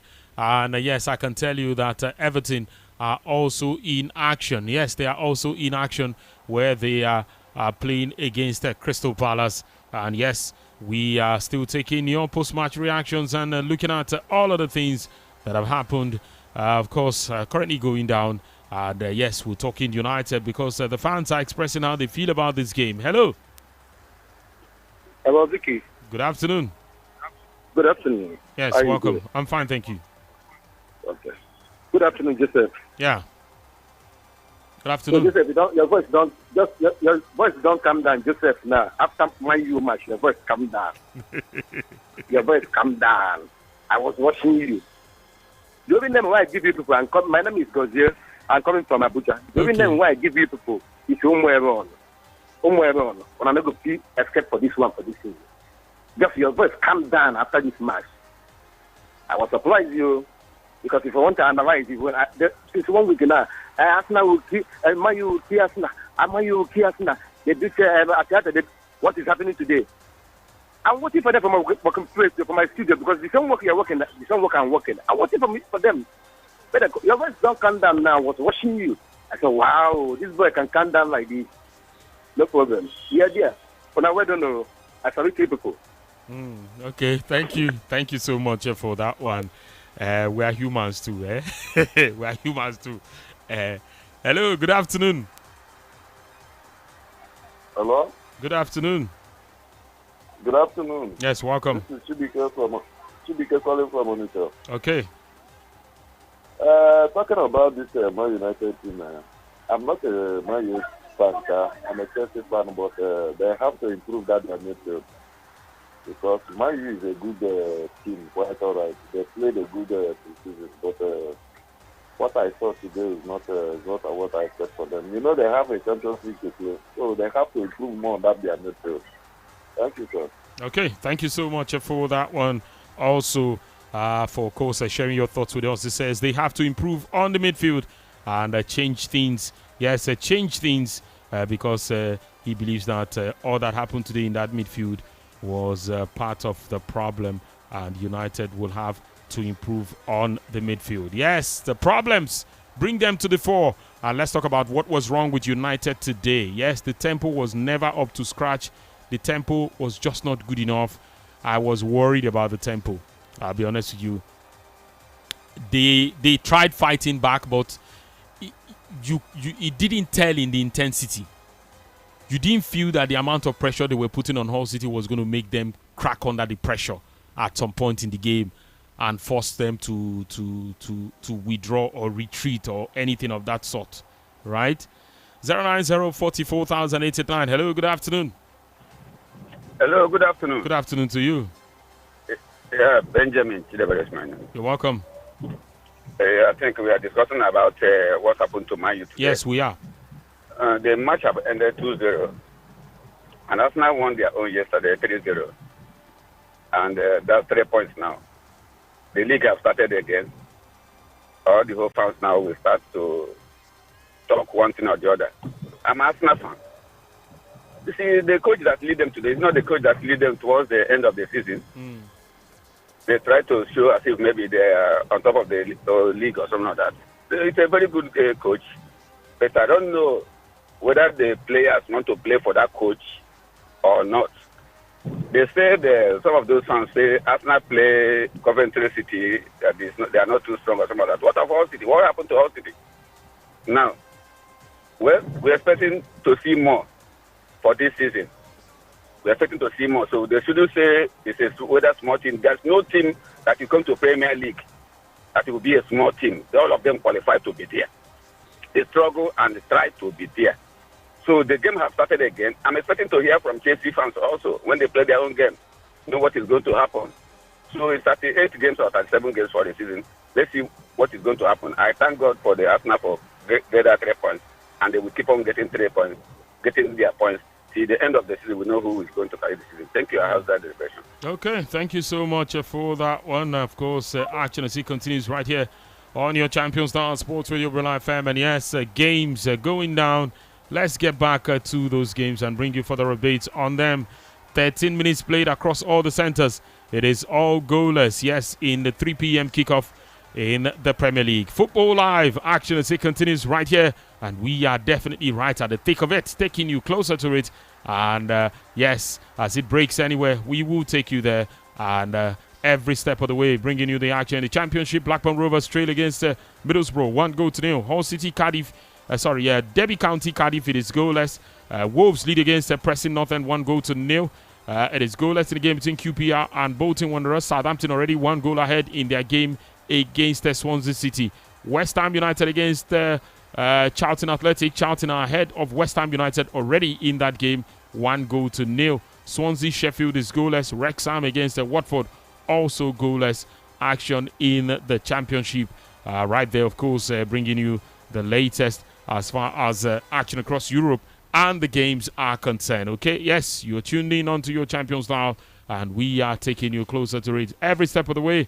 Yes, the games and action are longer. Yes, across all the grounds, and we are right in the thick of it. Let's go to Germany in the DFB Pokal. Against Hoffenheim. Hoffenheim lead 2-0, 44 minutes on the clock there. Duisburg against Eversberg. Eversberg lead 1-0, 45 minutes on the clock. Hannover 96 lead against Hemmeligen by 6-0. Werder Bremen lead 1-0. And Saarbrücken against Hertha Berlin still goalless. The game between Victoria Cologne and Nuremberg is goalless at almost halftime. Vasas against Puskás Academy. Yes, in the Hungarian top flight, it is goalless. 45 minutes, Vasas have had a man sent off in that game. And that, of course, I can tell you about it right now. Results and action across all the grounds coming your way on your Champions Style Sports Radio Real FM. And yes, we are here taking your thoughts as we also look at post-match reactions after United's shock loss to Hull City. Hello.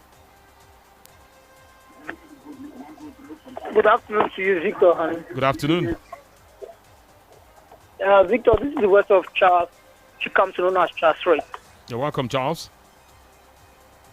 Yeah, Victor, if you're talking about Manchester United game today, I am very, very perplexed. Like, it got me really, really astounded.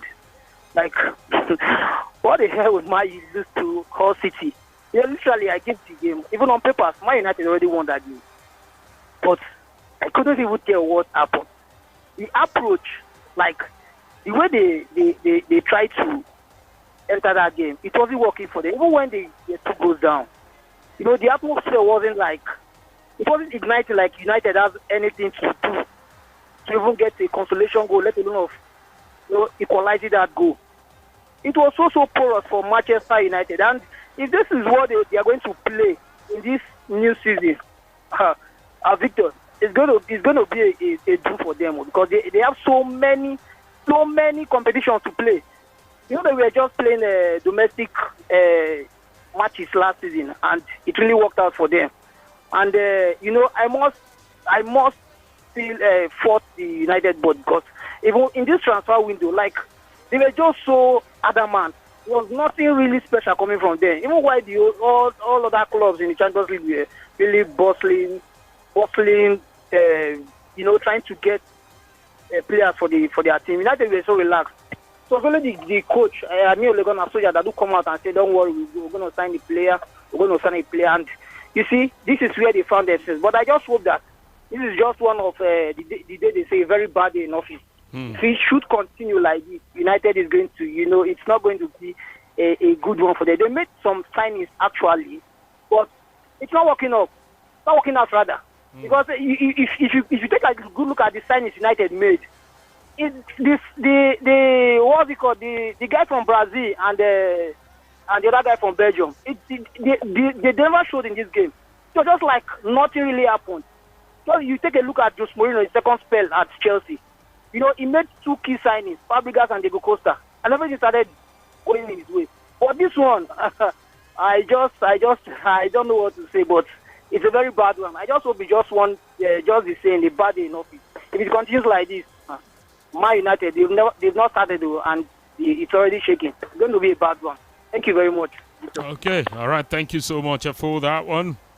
We'll take in more further contributions on the show this afternoon. Yes, keep it locked on your Champions Dial, and you know, yes, we've got you covered at 7 you the action. Yes, your time to talk about it. Were you impressed? Were you disappointed? Do you think should have been more? United should have done more as far as this one is concerned. Yes, all these and lots more is what we're talking about at this point in time. But to bring you the score lines, yes, of the other games taking place across other centers. Of course, we've got you covered right here on the show. 18 minutes played across the 3 centers in the Prem. No goals recorded. Everton 0, Crystal Palace 0, Ipswich Town 0, Sunderland 0, and Nottingham Forest 0, Leeds United 0. Action as it continues. Let's go for more calls on the show this afternoon. Yes, also keep the messages coming in on WhatsApp 090440889, where you can, of course, make your contribution on the show. Hello. Hello, good afternoon. Yes, good afternoon. Yeah, good afternoon, ZQ. Yeah, this is the Rap Nation. Okay, welcome. All right.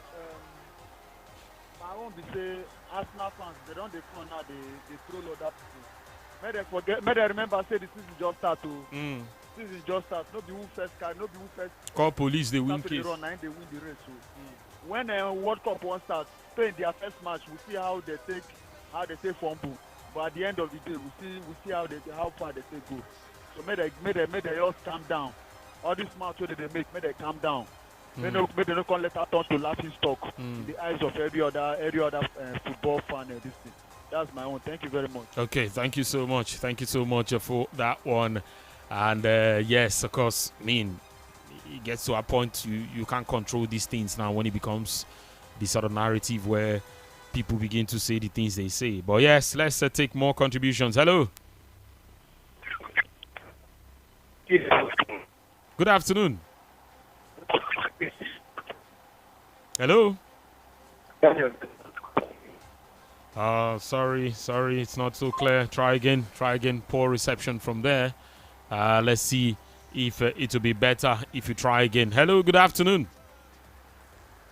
Yeah, good afternoon. Yes. Welcome. Yeah, good afternoon. Yes. Yeah, this is the voice of Octopus Patrick. Octopus Patrick. Welcome. Let's hear you. This is great.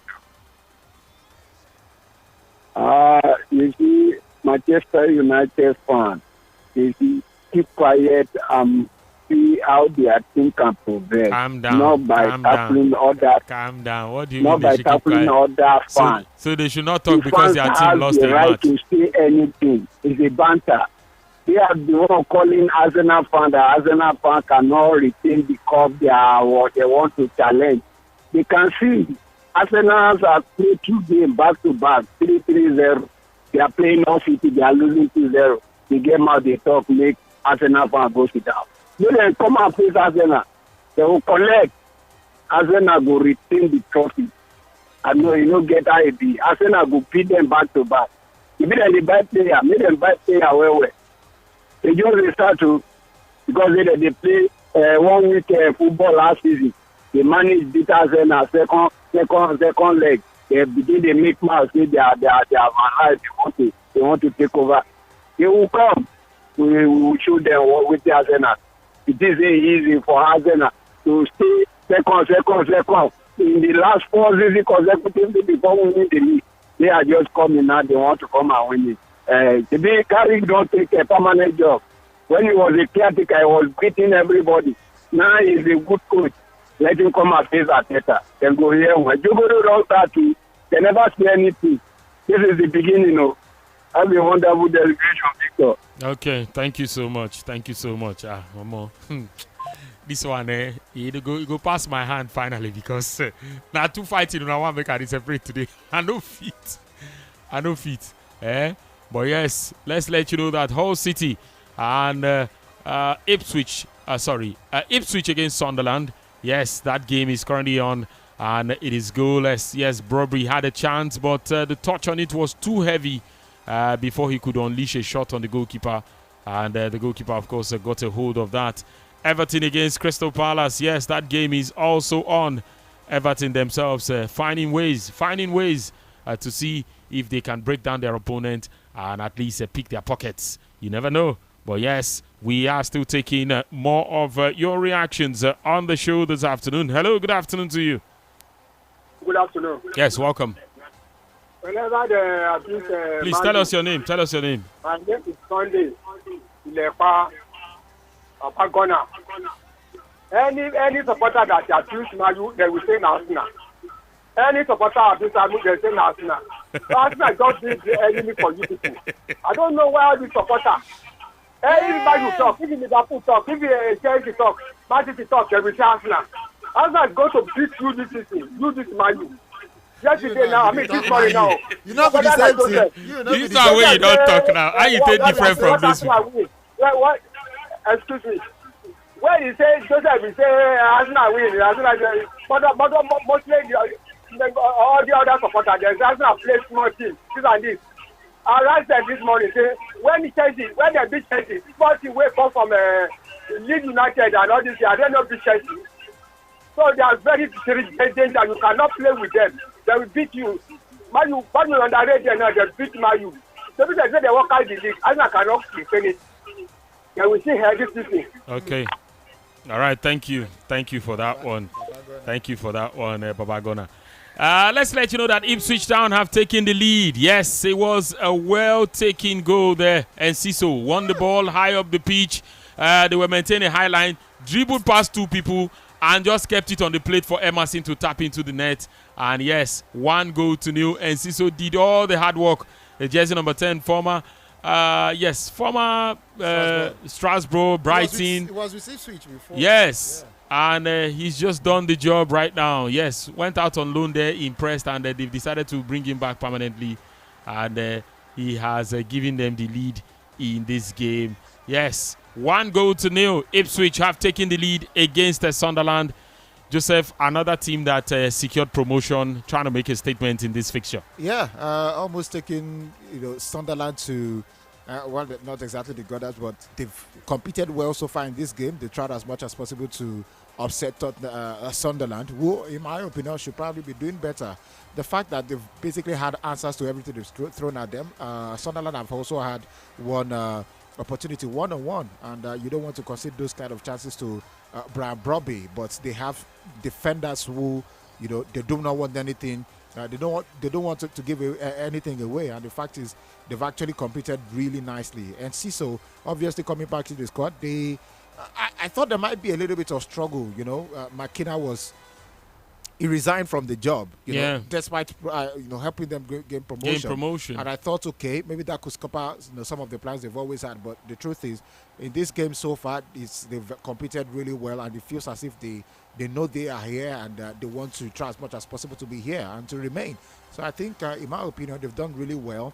Let's see if they can, maintain this sort of performance into the break. But I mean, the fans are loving it, just like Hull City fans, did against Manchester United. So let's see. Sunderland, obviously, you'd expect them to fight back. They're a very good side as well. You'd expect them to have one or two, shots at clean opportunities, probably score one. But Ipswich have actually matched up to them really well. And I think the addition of Enciso in this squad, is doing a whole lot of good for them, especially in that attacking front line. And now, of course, there's a VAR situation in the game between Everton and Crystal Palace. And it looks like Everton, they think they had a penalty, that the ball came off the arm of a Crystal Palace player, and that it should be a penalty for them. Paul Tierney, of course, waiting to see what the thoughts of the VAR guys will be. But the two captains have been called, Henderson and James Tarkowski. Yes, they're definitely having a chat with the referee. And there was offside in the build-up to that opportunity, and they escaped that. Yes, by the whiskers. They escaped that, because if it wasn't for that offside, then it would be a penalty, of course, in favor of Everton in that situation right there. But yes, game continues, and I can tell you, yes, it is 1-0 Ipswich Town lead against Sunderland. Everton against the Crystal Palace, still goalless, and Pierre Sarge doing everything to give his side a fighting chance in this game. They've not considered the penalty, so yes, they will continue to see how action definitely goes. But some lively performance coming in from this Ipswich side. I've been pretty impressed with the quality of their recruitments as well. I mean, it is. And Ciso in the same forward line, I think it's just forward. Emerson the forward, well. yeah. So I think added Fatau to it. Yeah, Isaku Fatau. Yeah, he's always done well with Leicester City. Issa Diop joined from always Fulham. I mean, this is the right way to recruit. These guys will not cost you a fortune, but they will give it all. I mean, Isaku has always been one of the better players from the Championship. He was at the Premier League as well, if not for injuries. But he's always going to be that winger who will continue to plug at you. Pacey, good trick to himself. And of course, he has the numbers as well. So I think, for any side coming up to the Premier League, yeah, Hull City were able to get something over Manchester United. But I would argue that this is actually the right way to go, preparing it for a new season. Meanwhile, Sunderland have come just close. Yes, the DR Congo midfielder Sadiki. Yes, Adoua Sadiki was the one who got a header just outside of the 6-yard box. And of course, the tallest player so far in this Premier League season. Yes, the goalkeeper for Ipswich, Sherpen, is the one who has kept that one out of. Yes, Sherpen has gotten a hand to that, and it's a corner for Sunderland. You always, when it comes to Sunderland, always punt for the corner kicks. And Sunderland have started this one this afternoon. Racking up the corners. There will be more before the end of the game. Okay. Yes, let's, of course, tell you how it is going as far as that one is concerned. It is nearly an hour gone in the games. Yes, half an hour gone, I beg your pardon, in the games taking place at this point in time. Yes, I can tell you that for certain. Yes, the Netherlands goalkeeper, yes, Kjeld Scheppen, is the one in goal. He's only 26. Yes, he's only 26. And he is the man in goal for this side. A bit of a trend I've noticed, unrelated to this game, by the way. There's a crop of young, exciting players that the Greek national team, or Greece as a nation, seem to be putting out these days, Joseph. Yes. It seems as if there's a sort of revitalization of their football. I think it's been there for, a lot of time. Sunderland have just come close to scoring, but exactly. Yeah. But that didn't go their way. Yeah, since I think after the 2010s, the early parts of 2010s, they still had the old guys obviously putting on the entire weight, the likes of Samaras, that particular set. After that time, it was basically, like a desert for Greece in terms of their football. Yes, they managed to put some things around when it comes to qualifying for Euros, but after, I think, 2013, 2014, that was just about it, and they've just actually gradually started to come up. And this is what you'd see. I mean, sometimes you just have to take a step back. Look at some of the things that have been wrong. They were not creating some of the brightest talents anymore. Greece. I saw some of the under-17s. Not particularly, anything was happening from there. But I mean, you have the likes of the Zolis of this world, and many of the. You look at what is happening in Uzbekistan as well. I think you look at this team. in what's maybe another 5 years, they start disturbing everywhere, and then it's always going to be around okay.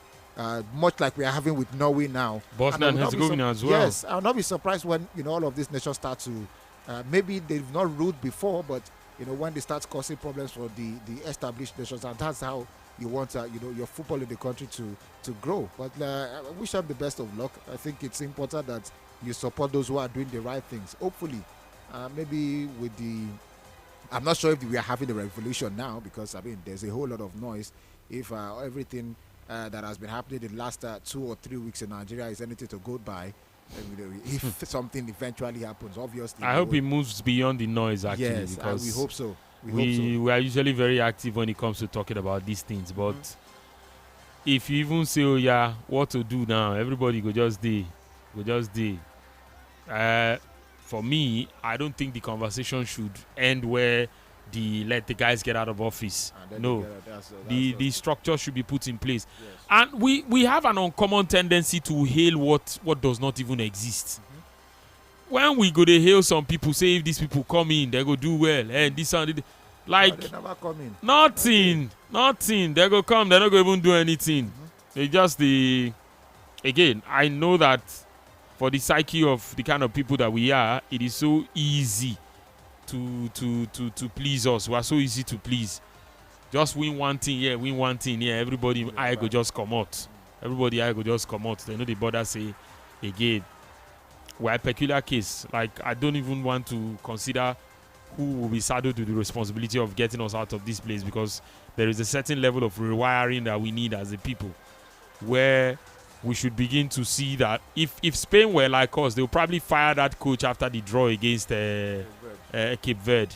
Yes, because we believe we supposed to beat them 10-0, 5-0, all those kind of things. But when they drew, De La Fuente said they didn't do what they had to do, and that they would take the result as a wake-up call. 6 weeks after, they won the World Cup. And so we do not have patience. And when we say something, we do not have the mind for process. That is something. For how many games long we term? Now? Not be we. Don't talk say make Madugu come out. Not be we be that. Make Madugu. Now Madugu they don't come out. They don't come out. Everybody will see. We will come collect the next person. We will go define how we want to quick matches. Quick fix. Madugu no good. Madugu no good. Oh yeah, don't come out now. We go see how we will want to take manager. My brother, see. I just don't want the conversations to stray away from.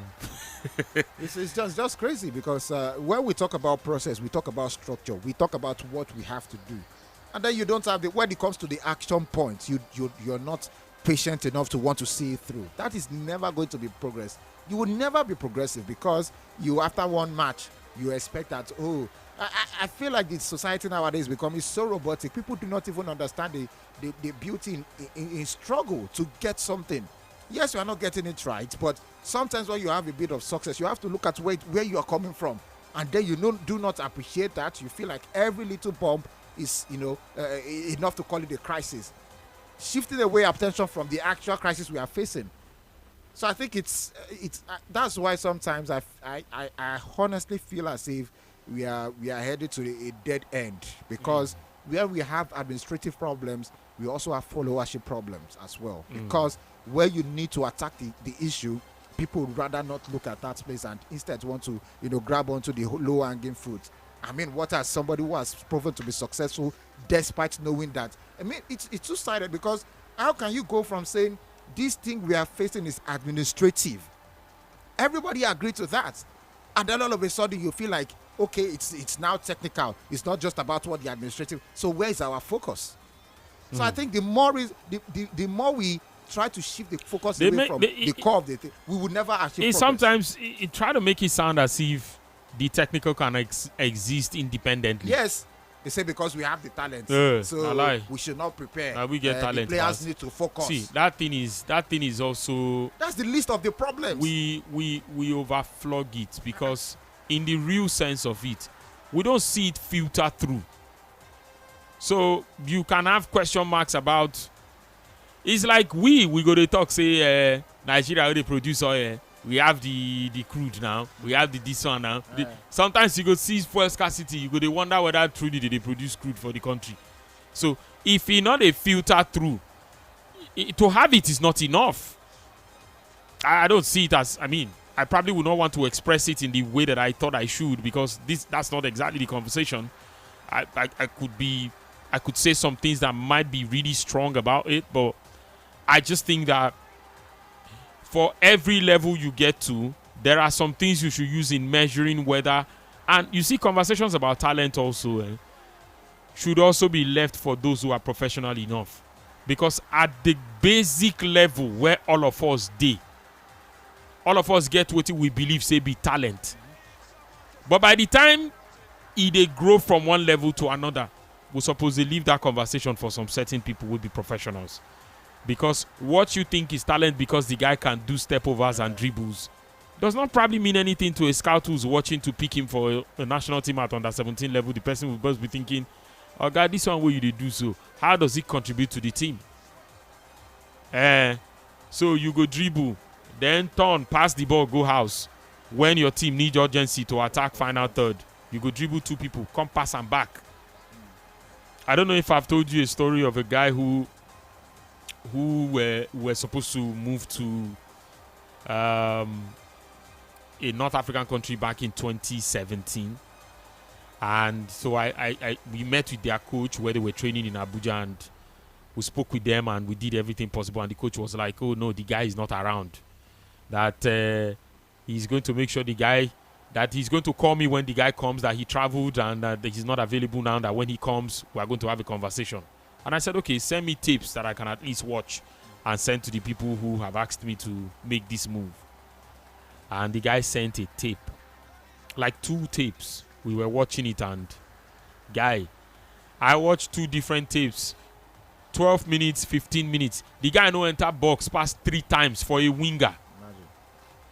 The take-on's not a complete. He go do the step over finish. When the defender block him, he go pass the ball, go back. Then come run free. They expect say they go give him the ball. I say, bros, you be winger. Why you dey take on your man? If you know if you take on your man, what do you do? And the first thing the coach told me was, it doesn't matter. Nobody you want sign him. The people who want sign him, if they bring the money, now that one ain't important. Nobody whether it is. And I said no. If now this kind of thing we want do, it not go work, because these same people, it's the first time the guy is also asking me to help him look out for a thing like that. But the talk go front, go back, go front, go back. When the guy asked me my assessment, I told him I was going to send him tapes. And he wrote me back to say, guy, this guy doesn't get in the box. I've seen 3 tapes and he barely had touches in the box more than 3 or 4 times. What are we doing? Is this the best you can find for me? And I said, no, but they told me about this particular coach, and I said, he said, no. We cannot be coaching the basics. Sunderland have equalized. 1-1 the score. Yes, Angulo from a free kick. Yes, he's made it 1-1 in the game. Yes, of course, a brilliant one right there. Sunderland pulling level in this game against Ipswich Town. 1-1 the scoreline. And yes, there you have it. Sunderland definitely dragging themselves back into this game. Joseph, it's game on. Yeah, game on. That was a spectacular curler just on the side of the bar, and it beat the goalkeeper completely. What a player. He's been showing not even just flashes of brilliance all day. It's been a terrible headache for the defense, even the midfielders of Ipswich so far in this game, and what a talent they have on their hands. He's wearing number 10 jersey, and of course so far with this performance, he's merited it. Yes, Sunderland have been probing the fact that they have pacey wingers who can take on their men, who can dribble and get into those important zones. Yes, this man, yes, is from the set piece, but it's been nothing short of spectacular so far from Angulo so far in this game. And what a brilliant performance he's had. Good to cap it off with a goal coming from a free kick. It just shows you how brilliant this man is. But for Sunderland, I think they can try as much as possible to go ahead and take the lead now. Ipswich have done fantastic. Yes, the defense has been sturdy, even when they sometimes feel like they are compromised, but they just find out that the recovery has been great for them. But so far, this game have lived up to every billing. It has been end-to-end action. I don't think there's at any they are point, raking up the corners now. Yes, Sunderland. the corners are coming in, and of course you again expect more because they are threatening. The goalkeeper is making all of the important saves, forcing corners The defenders are making all the blocks as well. On the other hand, and Ciso is putting them to the sword. Maeda is also putting the defenders to the sword. So you can expect so much. So in case you're still wondering what to put your money on, I think we have a whole lot of corners. Even in the second half, it is to come. Would have so much corners. But this game so far has been really interesting. And what a good we have on our hands. 41 minutes end-to-end stuff by the two sides. Nielsen Angulo, yes, equalizing after Emerson had put Ipswich ahead, drawing Sunderland level. Nielsen Angulo from a free kick in that game right there. And yes, I can tell you that has been the situation. AZ Alkmaar, barely 10 minutes into the game, they've had a Keith Smith sent off in the game already. Yes, for a dangerous tackle. Yes, he's been shown a straight red card and is out of the game against Fortuna Sittard in that game. Let's go to the City grounds and let you know that Nottingham Forest Olaino has picked up a yellow card. Dominic Calvert-Lewin has also picked up a yellow card in that game. There's been 3 shots by Leeds United, none on target. Of course, on their part, Nottingham Forest have had 5 shots, 2 on target, 1 corner apiece for the two sides in this game. And yes, I can tell you right now, Everton, yes, have taken the lead.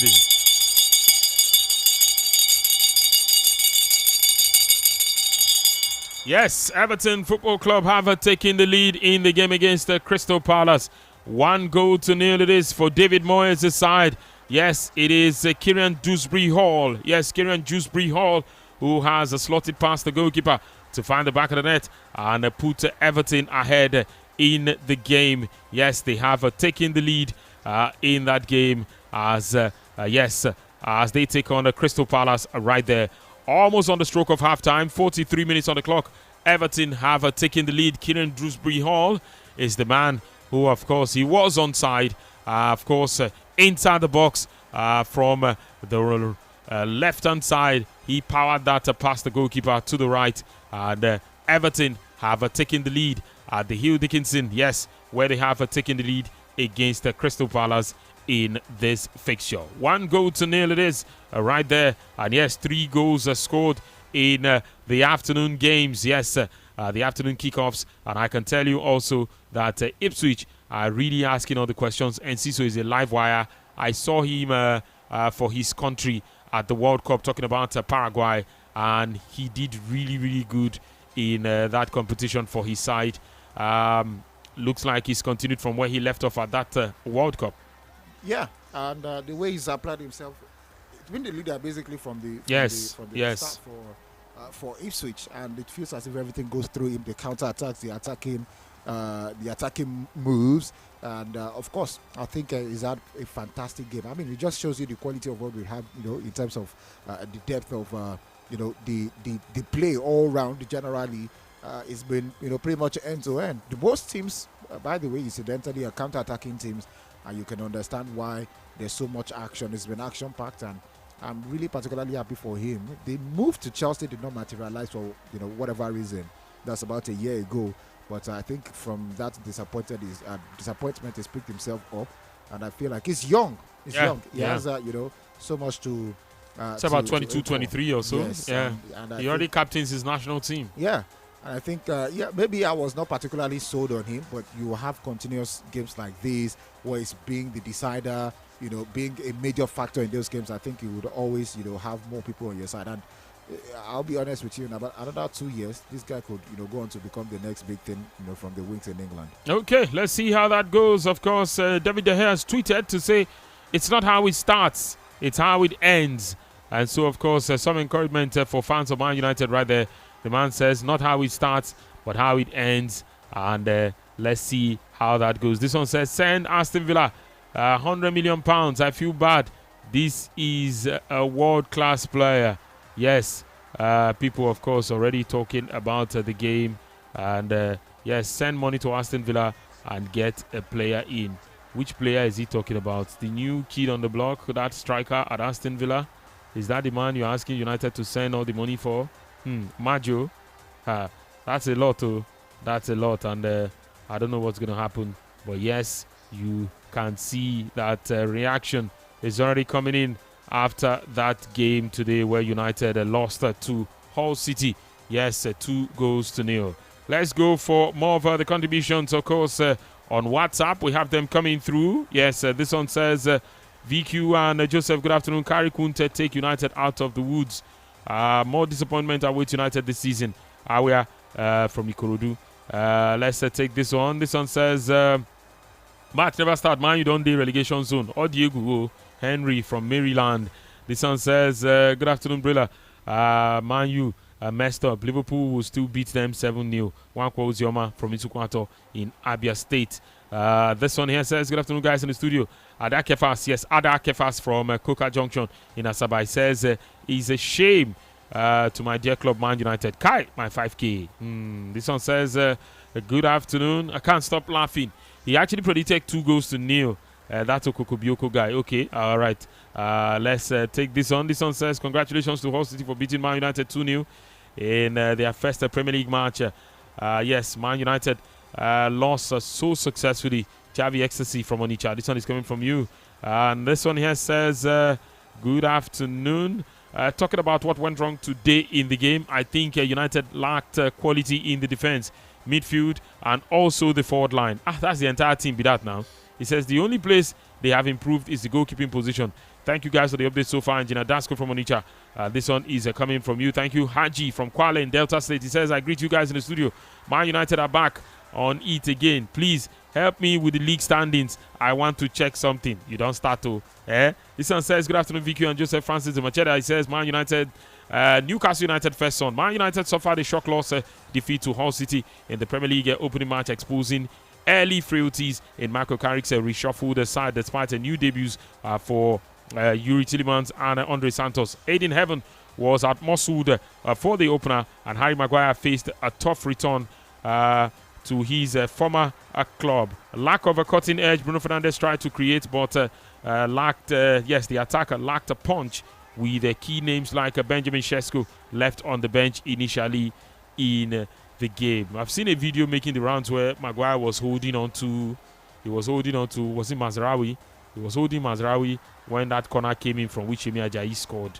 Yes, this one says some people have started counting gains while others are about to start market until the end. Yes, the end will tell. Any club can lose to any club, and that is not to say you are finished. We shall see what happens at the end. Man United forever. Sunday. Yes, Sunday. This one is coming from you. I'm not sure if... okay, yes, Sunday. This one here says, good afternoon, Brilla. He says, good afternoon to you guys. Bolan from Ikorodu. The only place we need to strengthen is left back. And I think we are ready to go if we strengthen the left back. This one says, good afternoon, VQ and Joseph KC from Festac Extension, saying happy weekend, sirs. He says, last season, Michael Carrick ran 100 meters and got promoted. This season, then come inform and say the promotion teams, the promotion means marathon.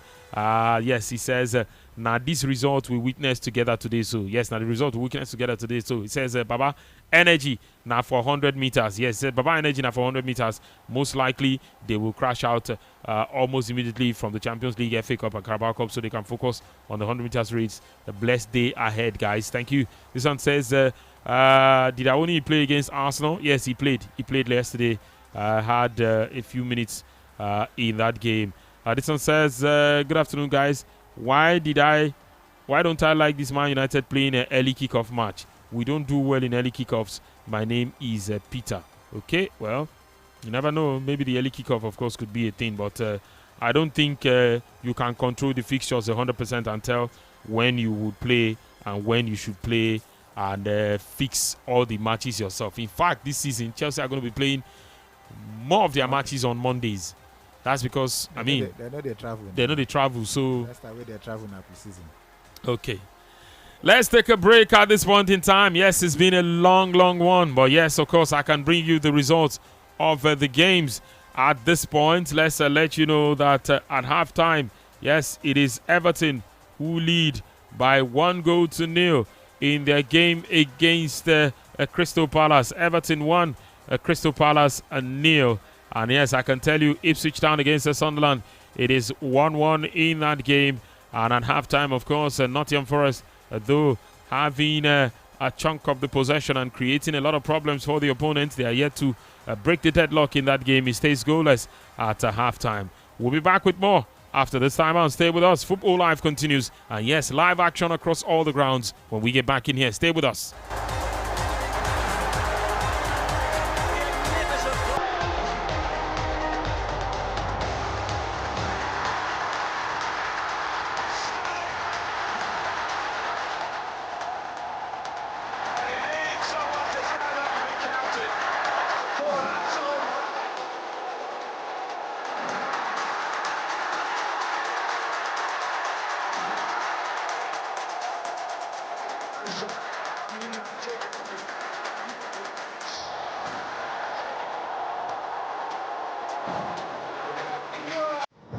Sports Radio, Brila FM. Your jack of one trade, Master of one. Sports Radio, Brila FM. Jack of one trade. With Diego go with the corner kick, shooting star still looking for the 3-point here. And fantastic header. The WBC interim heavyweight champion of the world, the Nigerian Nightmare. In this stubby moment, I'm king. And Carroll's in, and he's won it for Liverpool. Much criticised club record signing comes up with a header that lifts their spirits. Higher with the crown, yes. They're looking to switch it quickly here for Ronaldo, who's got the better of Diego Alves. And Ronaldo scores brilliantly. The finish of a master, a craftsman at work. Shout out to my haters, sorry that you couldn't faze me. Came on the back, this is Carlo. He's done the captain has won the game for Nigeria. The man who's played the game for Nigeria takes them into the final. Nwankwo Kanu, what a moment for him. Greatness is what we on the brink of. Don't believe it. Aguero, with seconds of the season remaining, has won the Premier League title for Manchester City. Hollywood, make this movie. They have become the first African side to win Olympic gold and to win a major world footballing tournament. And no wonder they'll celebrate. Nigeria with the gold medal. I'm really trying to make it more than what it is, because everybody dies, but not everybody lives. Messi scores! Another Messi milestone. A half century of goals in the Champions League. And he's the youngest player to reach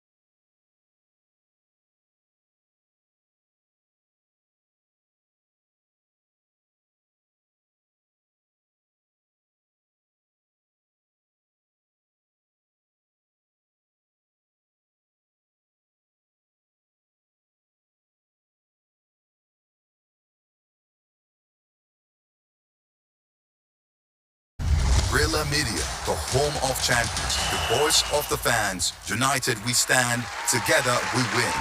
Because we are Brilla Nation.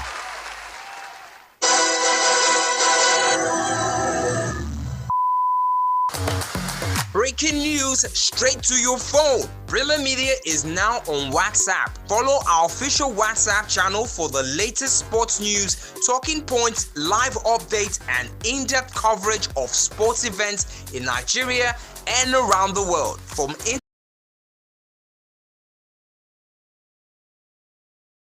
If it's on Brilla Media. To join, simply go to WhatsApp channels on your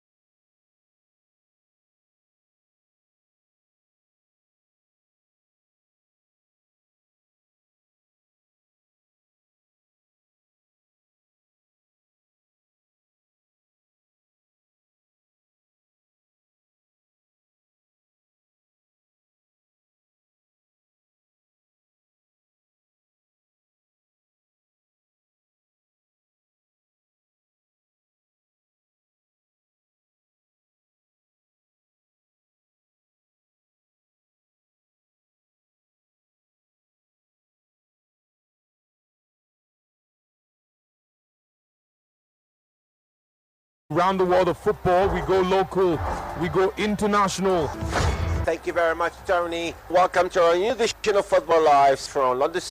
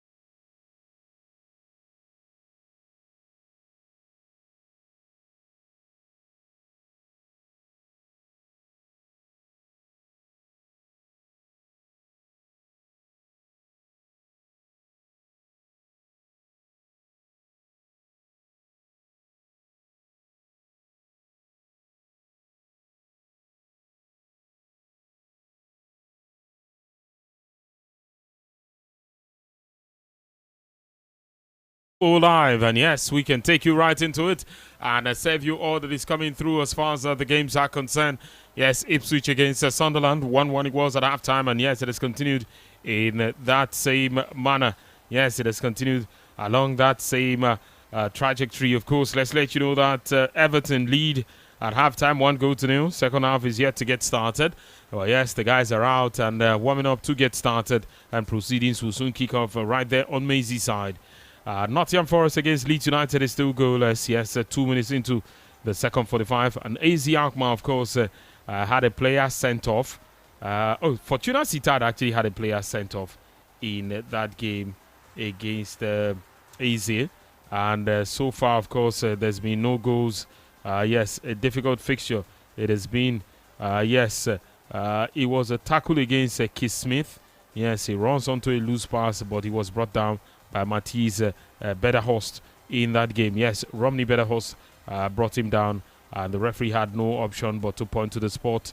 And so, yes, of course, a red card was issued. He wasn't in the box, but the red card was issued. AZ Alkmaar still pretty much in the game, but I can tell you they have not scored yet. Fortuna Sittard are one man down in that game, and that is all that I can tell you right now. Let's go to the La Liga, where the early game has kicked off already. Bilbao taking on Sevilla. Yes, Bilbao taking on Sevilla in that game. And yes, we can talk about all of that and a lot more right now on the show. Yes, looking at games, Joseph, Everton took the lead at halftime. Pretty much started on a good note again. Returned to the league. Again, you're up against teams that are probably on your level, and if you're getting the points against these ones, you just know that, okay, you are in for a long fight. A few shrewd signings here and there, they've not actually done enough. There are rumors, I'm not sure if it gets solidified in the coming days, that if Arsenal secures some signings, Ethan Nwaneri might be allowed to go out on loan at Everton, and maybe Fulham and Everton are said to have expressed interest in the young forward, but we're not sure where that is going to go yet. We'll still have a bit of time on our side as far as the transfers are concerned. Even though time is running out for a lot of people, it is still enough for people to get deals done. But Everton, good start for them. Yeah, obviously, and I think with the fact that you probably would expect more. The fact that the signing of Jack Grealish last season, I'm not sure they would have, thought City would eventually want him back. Obviously, when he got injured, the feeling was like, okay. But I think what that has done to them is for them not to rest on whatever they had, from the man. And I think that's cleared the delusion of, okay, this guy will be here for, okay. I actually just missed out on a good edge opportunity. Anyway, I thought that that cleared the delusion of them saying, okay, they have an elite player in Jack Grealish, and they instead had to work out on the other parts of their game, which by the way is really good credit to them, and the fact that maybe a lot of people would continue to look down on having players like Dewsbury Hall. Obviously, it was at Chelsea. You would not have expected him to do so much because he had, Enzo Fernandez and Caicedo ahead of him. But the truth is, the guy has continued to be the difference maker. Today as well, he's got the goal so far, and he's been putting on the work. There's also a few signings that I felt, okay, they are not exactly level results, but you have the likes of Barry, and a few more players who have actually been the guys for Everton. They managed to stay away from relegation last season, and I think it took a lot of work from David Moyes. And I think this kind of team, you need them to hit that stride, that momentum. They would give you the best of a football for a while.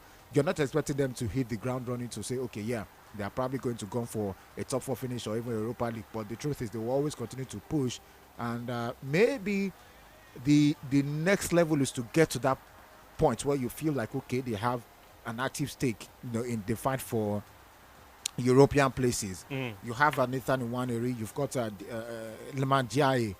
depending on how long the Njai continues to be there, is always going to be a fantastic player who continues to raise the level. And I think having a player like Ethan Nwaneri, elevates that level a little bit.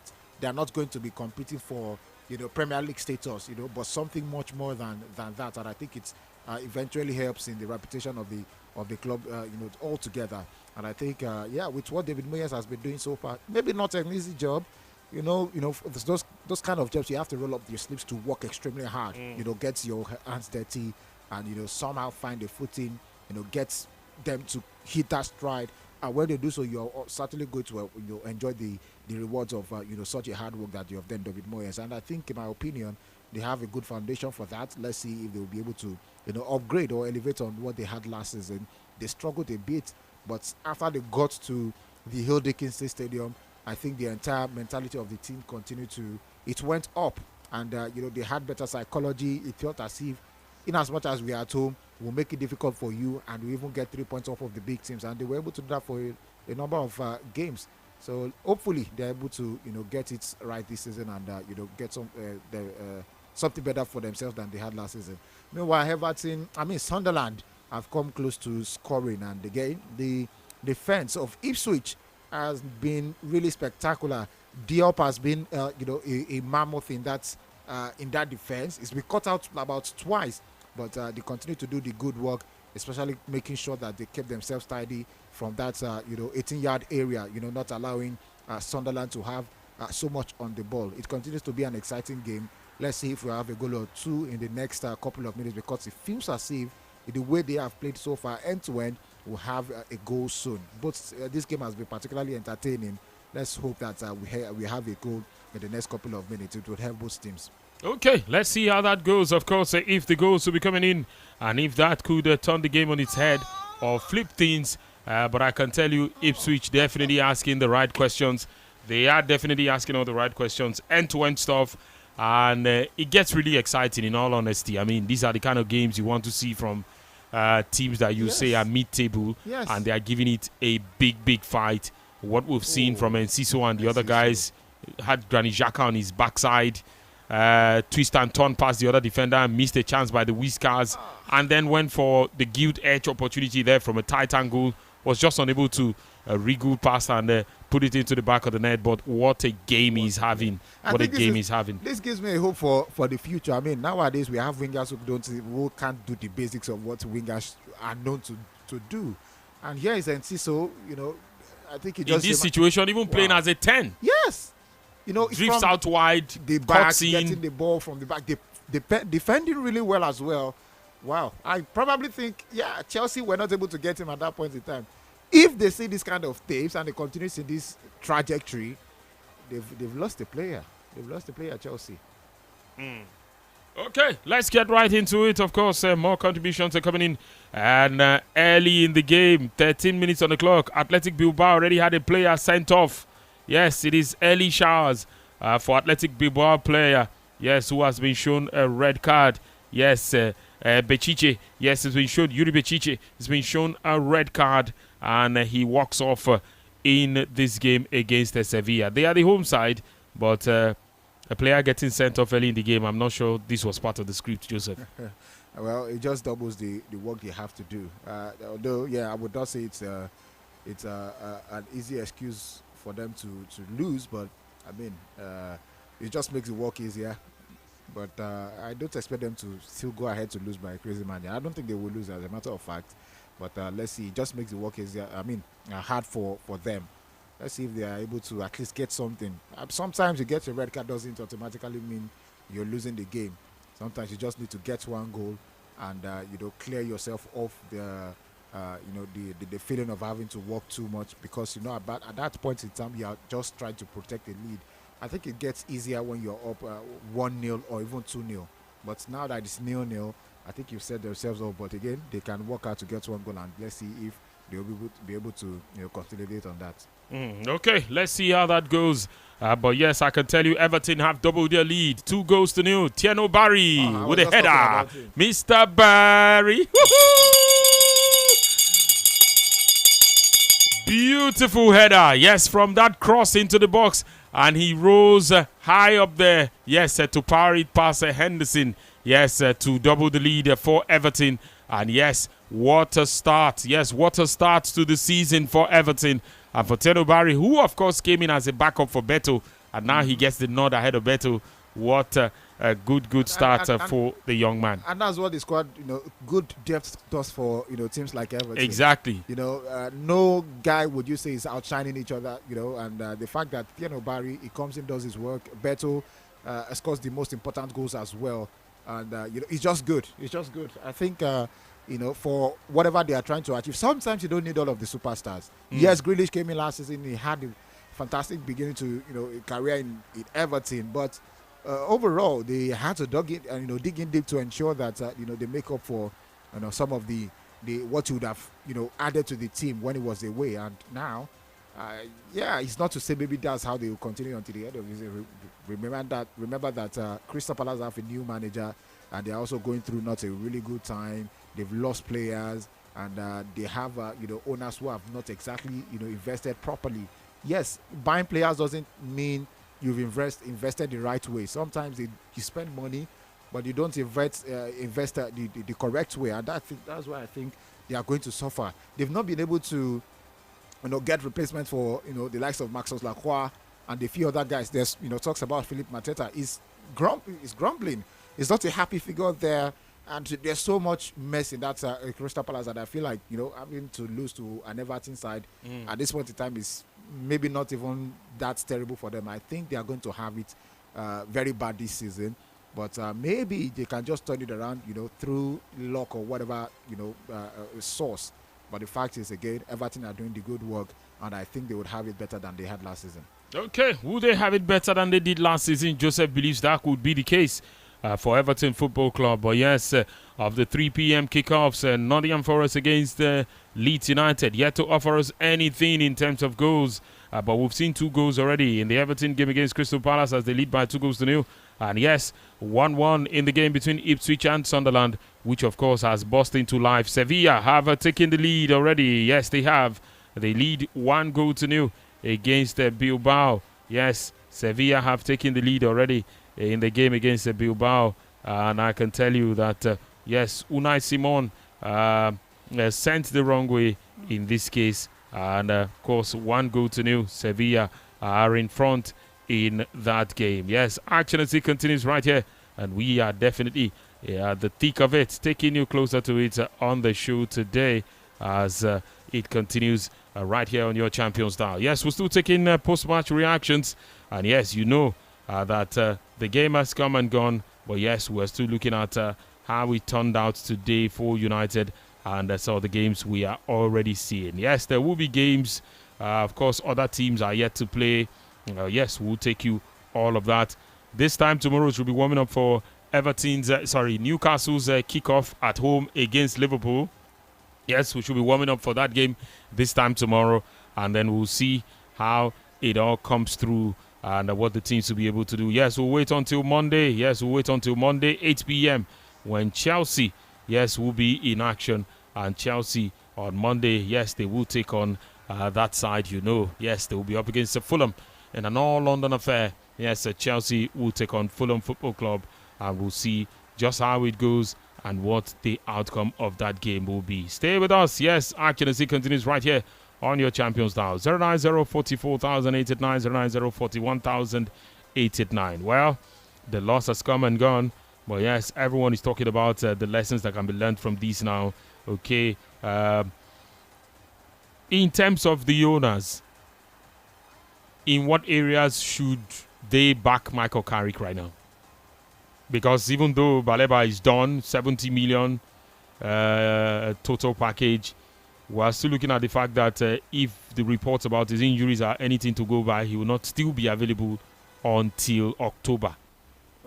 According to reports, mid-September. Mid-September is better now. Okay. I guess since treatment started some 2 weeks ago, it probably would have, maybe things have improved. So mid-September, okay, let's see.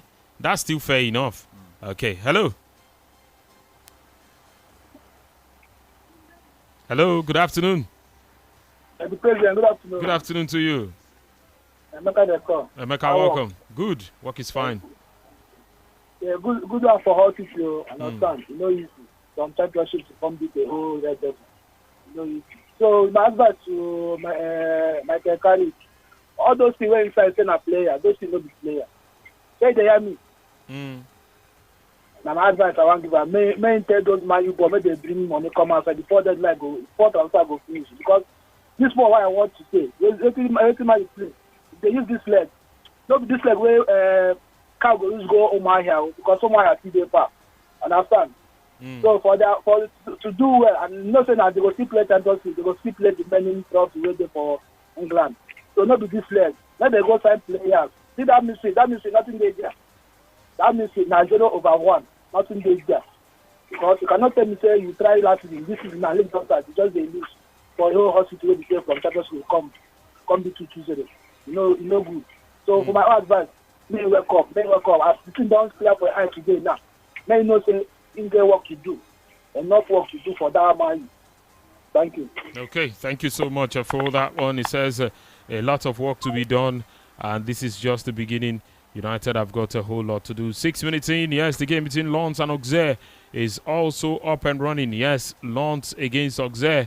Action right there. Of course, let's take you to the Czech Republic. Sparta Prague already ahead of Artis Brno after 21 minutes. Malabolesław again, of course, it is goalless in the game against Slovako. Zlín against Liberec, also goalless right there. Let's go to results of the championship. Blackburn lead 2-1. They have come from a goal down. The game between Derby County and Cardiff City, it is 2-2. Wolves still lead against Preston North End, 1-0.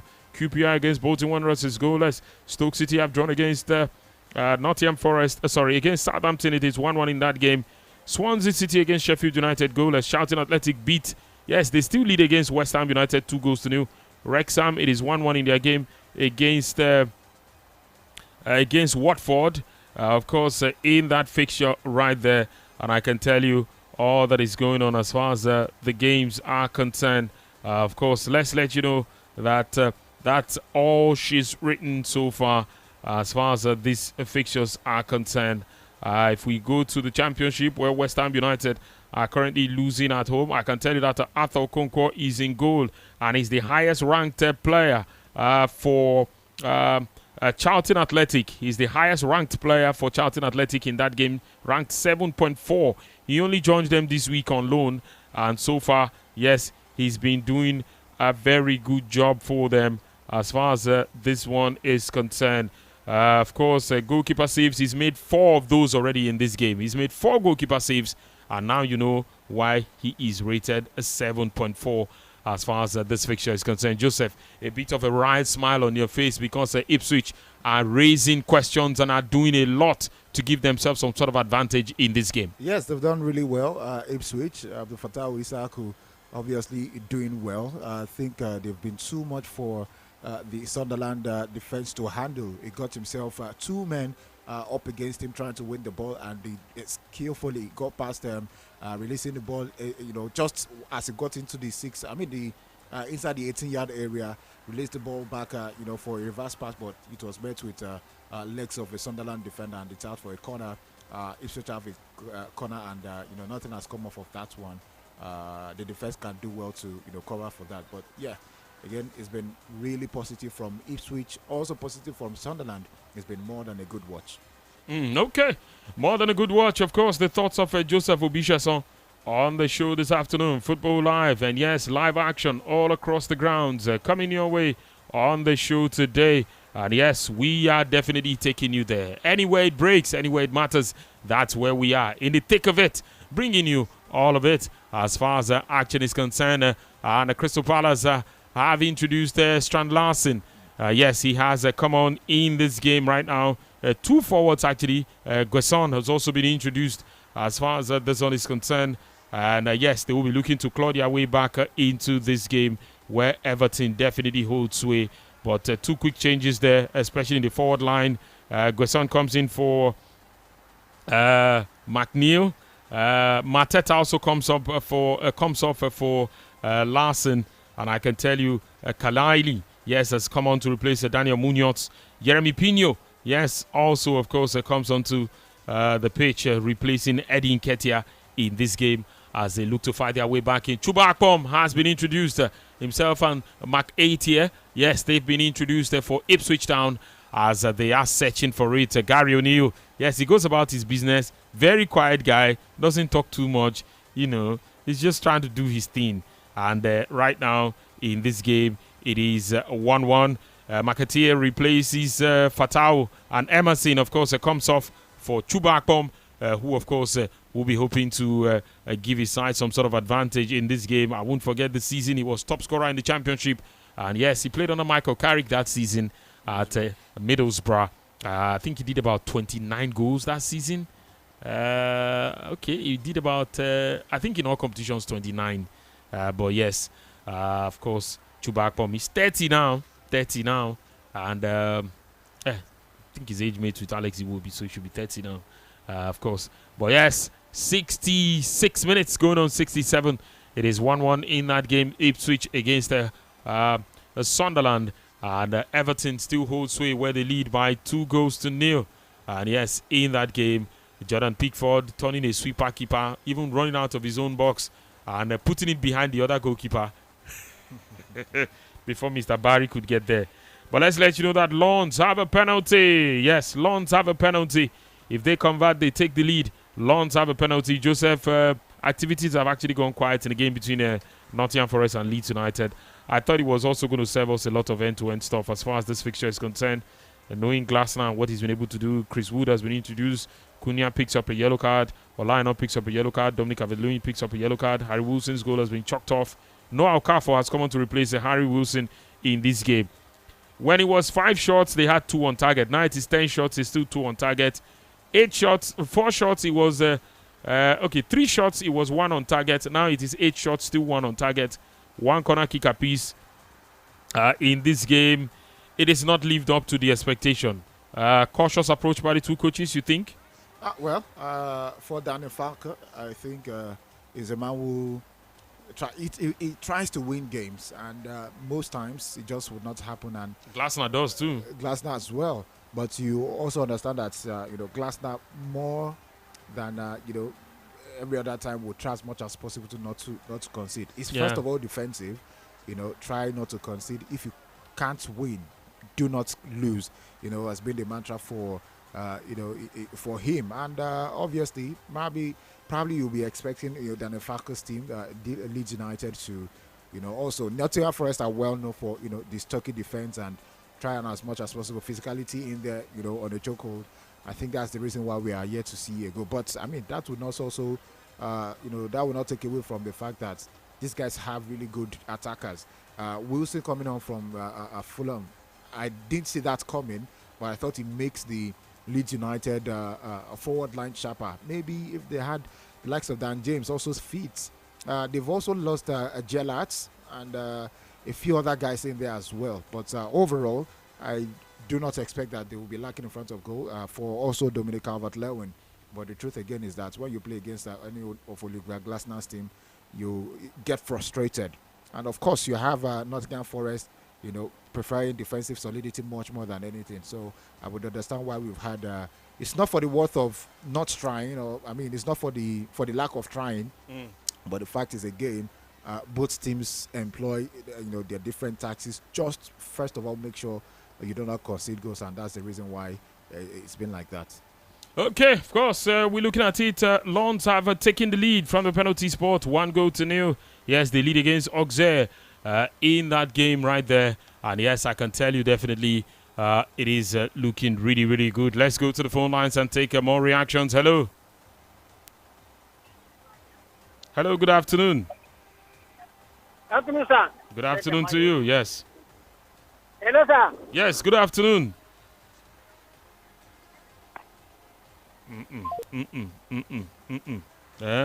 Make your contributions. Let's hear you. We're talking about the games that we've seen today and all that has happened. Yes, should they open the books now, get more signings in, and change the way things are? And Ciso has had his time after 70 minutes in the game. Yes, he goes off, and Ciso goes off, and yes, he's been replaced by Clark. Yes, Clark comes in to replace Enciso in the game. It is still up for grabs, and I can tell you that it is action right there. Takehiro Tomiyasu also getting ready to come in this game. It looks like there's a serious injury concern there. But I'm worried that there's been so many injury worries, especially this first round. Yesterday we didn't. I'm not sure we had much of that. But today, the game against Manchester United, 2 players off. One was probably because of injury. Enciso has just been taken off. He was on the ground complaining for a while. Enciso, it's a quick window, no worry. Yeah, and then this game as well, I think there's been about 2 injury substitutions. I'm not sure we've had this before, but it's just a bit concerning.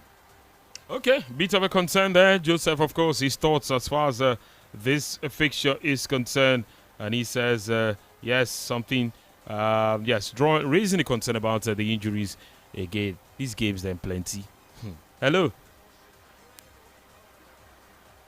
Hello. Hello. Good afternoon. Yeah, good afternoon, gentlemen on the studio. Welcome. How are you eating today? We're doing fine. Well, the leg don't fall like everybody now is seeing what is going to happen this very particular season.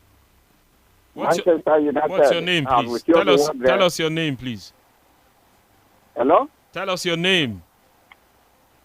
Okay, I am Papa Chelsea calling from Bulomi on Nature. Okay. Papa Vienna. So please help me to console the Manchester United fans. Because yesterday they said our player saying that he is wearing number 9 that he is going to fail. You have never seen your own side of the world. Today now, everything don't happen. They have blown and the foul signals have been seen in the public. Come on, man. What is that you're saying? Please, apologies for the expletives.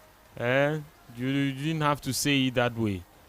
You didn't have to say it that way. This is a public space, and we have a lot of youngsters listening. When you want to say some of these things, find euphemisms to use or look for other choice of words. I don't just come out like that. Abba. Breeze has blow. And so what? Now today breeze they blow. Abba. Apologies once again to our teaming listeners for the wrong use of words there. And the player has been stretched off. The Crystal Palace player has been stretched off. This looks really serious. Because there were some checks on his knee before he was taken off, before the stretcher was brought onto the pitch. That is not good enough. That doesn't look good at all. And he's being taken off right now. Riyadh. Yes, Chadi Riyadh is the man who has been taken off in the game. Well, as he stands. Tomiyasu got a deal? Yes, he did. Yeah, he was there on trial, and at the end of the day, he was able to put his injuries behind them, and he signed the deal. Yes, Tomiyasu. Oh, this is serious. You see the knee? Yes. It buckled. 100%, and it looks like that's the end of the season for a guy who's just playing his first game of the season already. Speedy recovery to the man, and wishing him the very best, and hope he bounces back better and stronger. Hello. Afternoon. Good afternoon to you. Hello, Anthony. Hello. Hello, good afternoon. Yeah, Mr. Adu is calling from Itodu. Okay. Yeah. I want to ask you a question which I am hearing from other fans. They said that Arsenal is their initial dragger. Last week when they beat Man City, you didn't hear that question from me. I don't know why you want to ask me. You didn't hear not it from me. Not from you. So why are you now asking me what you heard from other people? How am I supposed to react? I don't control what they say. No, it's from fans. No, not from you. They say initial dragger. I want to ask you. Yesterday, they beat Coventry. Are they initial dragger? I want you to enlighten me about it. No, I don't think I should be the one you are asking that question. I told you not to ask me any question. You're asking me to enlighten you if something is initial gragra.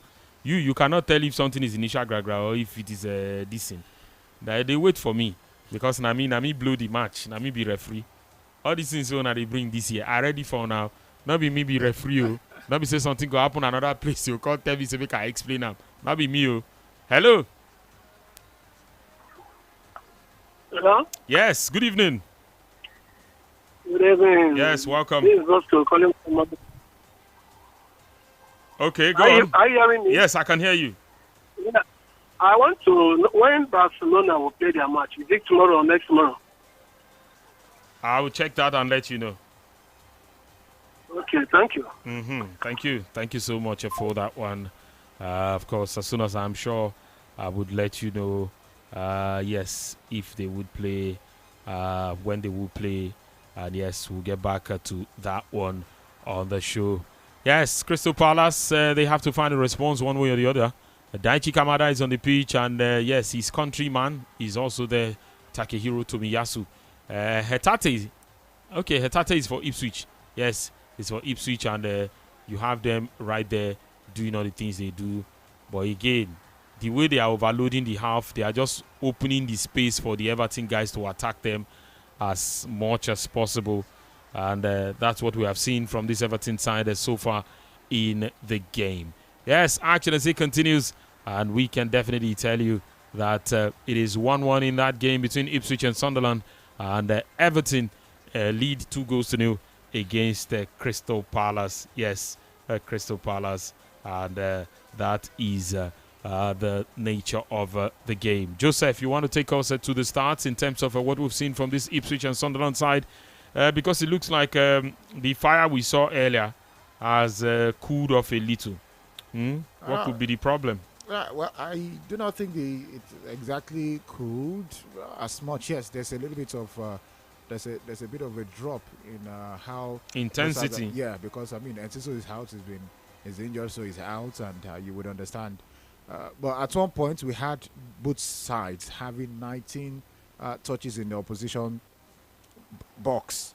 Two of them at the same time, just to tell you that there's no, none of the two teams have been able to particularly establish what you would think in terms of dominating each other. And that's how crazy this game has been in terms of end-to-end action. And yeah, maybe the leaders when it comes to, I mean, the goal scorer is also out, Emerson. And the fact is, you understand. It's been replaced by Chubakpom. Yes, it's been replaced, but it means there's not much going on in terms of the attack. Now they are trying to, weather it out and finish up the game, try as much as possible. If they could probably get a win, yes, good, but try as much as possible to stay in this one and not concede anymore. So you would understand why we've had a bit of a drop off in terms of the tempo of the game in itself. And the managers would obviously try to move things around and trying to see in what ways it could help, not just protect the lead, also try as much as possible to win, but maintain that strong shape that has kept them in this game for so far. But in terms of the statistics, 1.66 expected goals for Ipswich Town. Yes, it means they based on the chances they've been creating. Yes, there's an expected goal tally of 1.6. That's about 2. Meanwhile, Enzo Lefebvre is out for Diarra Rig. Yes, it's also been introduced in this one for Dyson Maeda. And for the expected goals of Sunderland, they've generated 0.72, but they have the better ball possession. 60% of the ball has been in play with them, and 40% for Ipswich Town. For the shots on target, only 2 shots on target for Ipswich Town, while Sunderland have 3. Both sides have big chances to their names each, while for corner kicks, we have 7 so far. Yes, we are in the 80th minute, and we have just 7 corner kicks so far, with Sunderland having 4 of those. Meanwhile, Ipswich have 3 of the corner kick situations, and that's how the stats are so far in this game. And of course, we are well into the 80th minute. Make it 81 just after 30 seconds.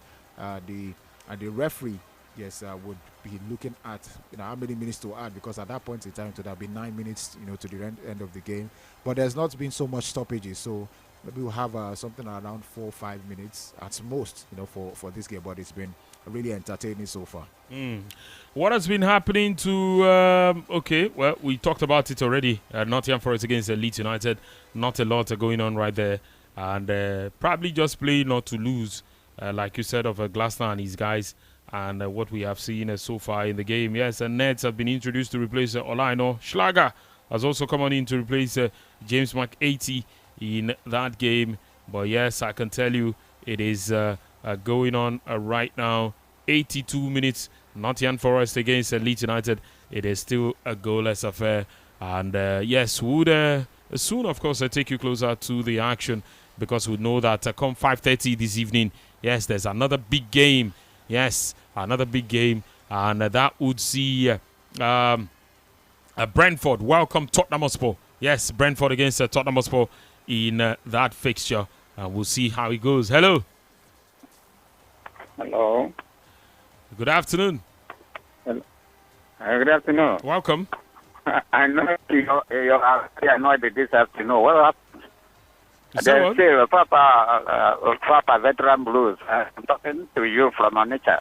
Okay. Please, you don't be offended for what I said. You asked me to apologize for saying something about I've actually had to do the apologies on your behalf. And I come to apologize to you. Thank you. If that makes you not very happy. You should not. But please let me pass the message and tell the Manchester United to reshape their mouth how they criticize other clubs. Okay. That is what is bringing to them very, very bad luck.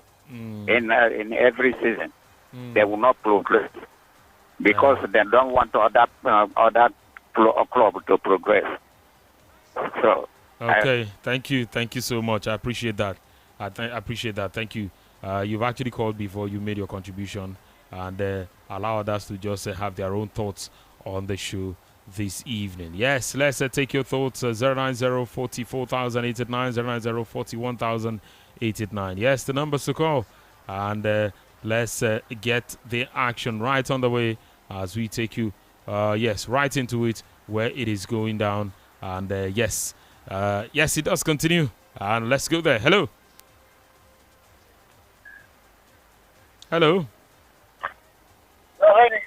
Good afternoon. Good afternoon. Yes, welcome. Yeah, I did it. Oh, I just be happy. Why? What did happy? I cannot even imagine it. It just look like film. The Premier League is back. Arsenal just light everywhere up yesterday night. Like today, no, I'm just feeling full of surprise. Imagine Tottenham Forest today drag 0-0 with Leeds United. Like even with one man down lead. Like Ipswich against Sunderland 1-1. Like everybody is serious in this Premier League. This Premier League is going to be most competitive Premier League for the past 5 years now. Where we don't see this one where every club is ready, every place is hot. Like a club that is not expecting anything from self can even shock you. Imagine Man United today. Yeah, I expected it, but I don't expect it to be like this. Like I expected them to draw or manage to win 1-0 or 2-1. But All City come and shock them, beat them 2-0. I've been out. Is it in their house they play that game or in All City's house? All City's house. Okay, All City's house. Imagine if now Old Trafford now they come beat them for that kind of thing now. Their fans no go sleep. Like League, I just wait for Tottenham Hotspur where they sign everybody like I can't propose to it. I know what thing they go do this evening against Brentford. I just wait for them because this game now this first game now they want to play is what they use and test their manager. This first game now against Brentford. If one to test your team that you are building now is against this kind of squad because Brentford is a team that will worry you, that will give you a dream of your life, especially Brentford. This is one of those teams. So it's that place that is going to start his work. So everybody will know what is capable of doing. So we are waiting for them. If they not win tonight, it's a very, very big disappointment for all the big signings they have made. There are most people that have spent money in this transfer window in any Premier League team in this club. So they win like up to 3-0 or 3-1, 2-1. the statement win. But if they do not win, it's going to draw. So everybody is waiting for them. Okay. Thank you, guys. All right. Thank you so much for that one on the show this afternoon. And yes, some quick changes. Brennan Johnson, former Crystal Palace player, has come on to replace Tyreek George. Yes, he has come on to replace Tyreek George in this game. Brennan Johnson getting to have a feel of the game himself in the final minutes of what is left of the action right there. And yes, I can tell you definitely it is 15 minutes to top of the hour. And yes, in the games currently taking place, it is just about some 4 more minutes to 90. And then we'll talk about time added on and what it could turn out to be in the games. Yes, stay with us as you follow the action right here on Umbrella. Yes, Football Live is the show, and definitely the action leaves right here. It's just the start of the season, and yes, there's been a lot of reactions already coming in, especially if your team got started on a losing note. Yes, if your team got started on a losing note. Of course, we have some of our friends who will not hear from, but again, we all have different ways we react to losses. But yes, this is a game where you thought United should have been able to win it. On paper, yes, but football is not played on paper.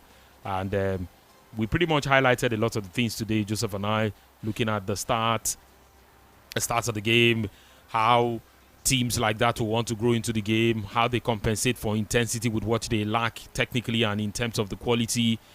And overall, they used it to devastating effect. It worked out for them. Ladies and gentlemen, Leeds United.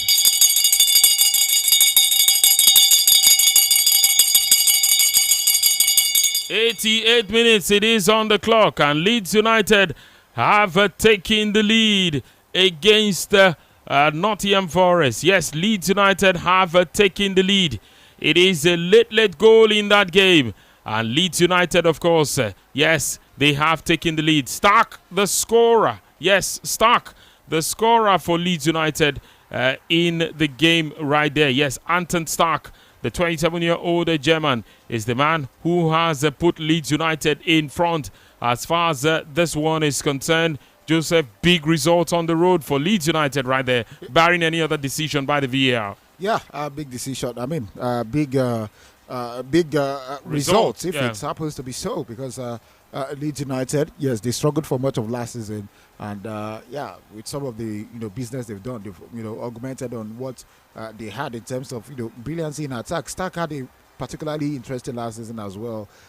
He led the line, part of alongside Bruno Fernandes for many of the chances created, even though it was just about a half of what Bruno Fernandes was able to do. But for him to be able to do that with Leeds United that struggled for much of the season until they were able to stay clear of relegation, in the tail end of the season, I thought probably he in for a brilliant season. And of course, it started on a good note, and the fact that Leeds United having to do it. I mean, anytime you get a goal, a winning goal, is all right, and they were backing down for a while.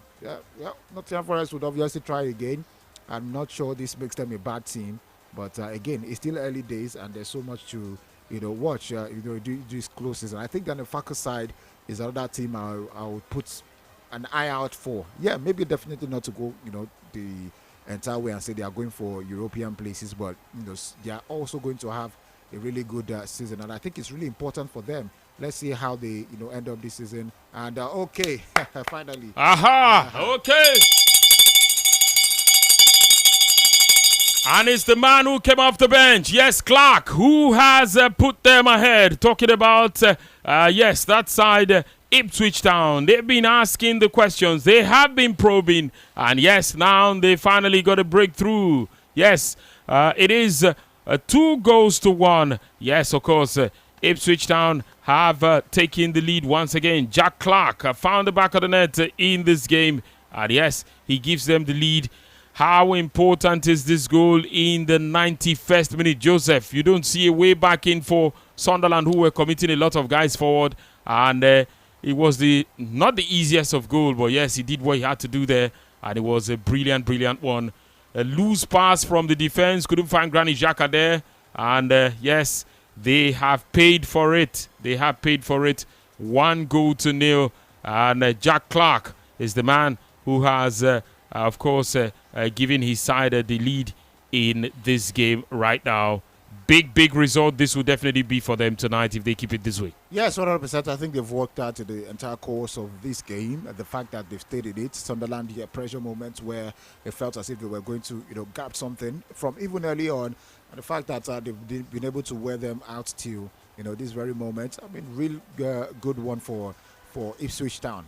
I thought they, deserved something. I thought it would have been a fair game if it ended draw, because both sides actually, gave it a go until the very end. I mean, just 4 minutes has been added now. One has been played so far, and it means we have just about 3 minutes to the end of this one.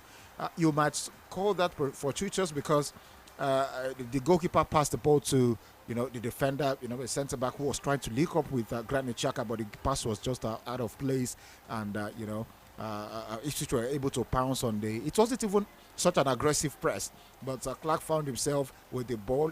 Fantastic exposure. I mean, fantastic composure, because Chuba Akpom had already made the run for him, just for him to get in the, just there about the right pass, but he just was not able to. And the same man has come close to scoring once again from the counter attack. Just sums up how it has been for Ipswich Town so far in this game. And again, I don't think Sunderland would have any way back in this one, because, I mean, just 2 minutes to the end of it all, they're still conceding counters.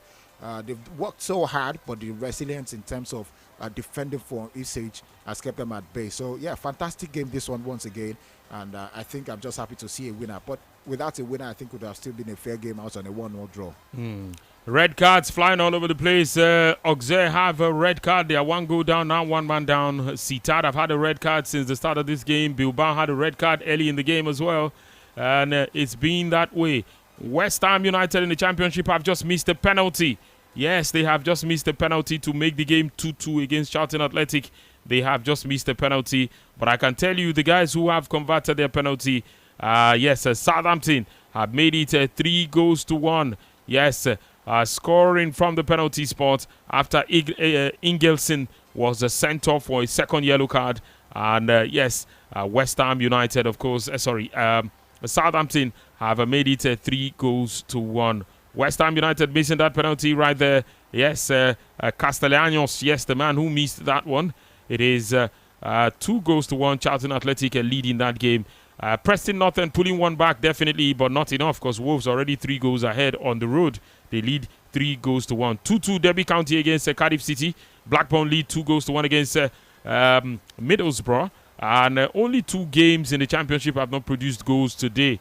QPR against Bolton Wanderers is goalless, and the game between Swansea City and Sheffield United is still goalless as we speak. Okay, 90, and it is 94 minutes right now. We are in the 94th minute. It's already full time. Leeds United 1 on the road, 1-0 against Nottingham Forest. Yes, Leeds United 1 on the road, 1 goal against Nottingham Forest. And yes, the table is taking shape, whether you like it or not. It might be day 1, but yes, it has to take a shape before the shape will take further shapes in the number of matches we will have this season. And one cannot predict that it will end the day it starts. No one has been to the future to know how it will end. But trust me, the shape has already started as far as this situation right there is concerned. Let's let you know that Ipswich against Sunderland. Yes, final minutes of that game right now. 4 minutes were added. We're counting down to the 5th minute of that game right now. Sunderland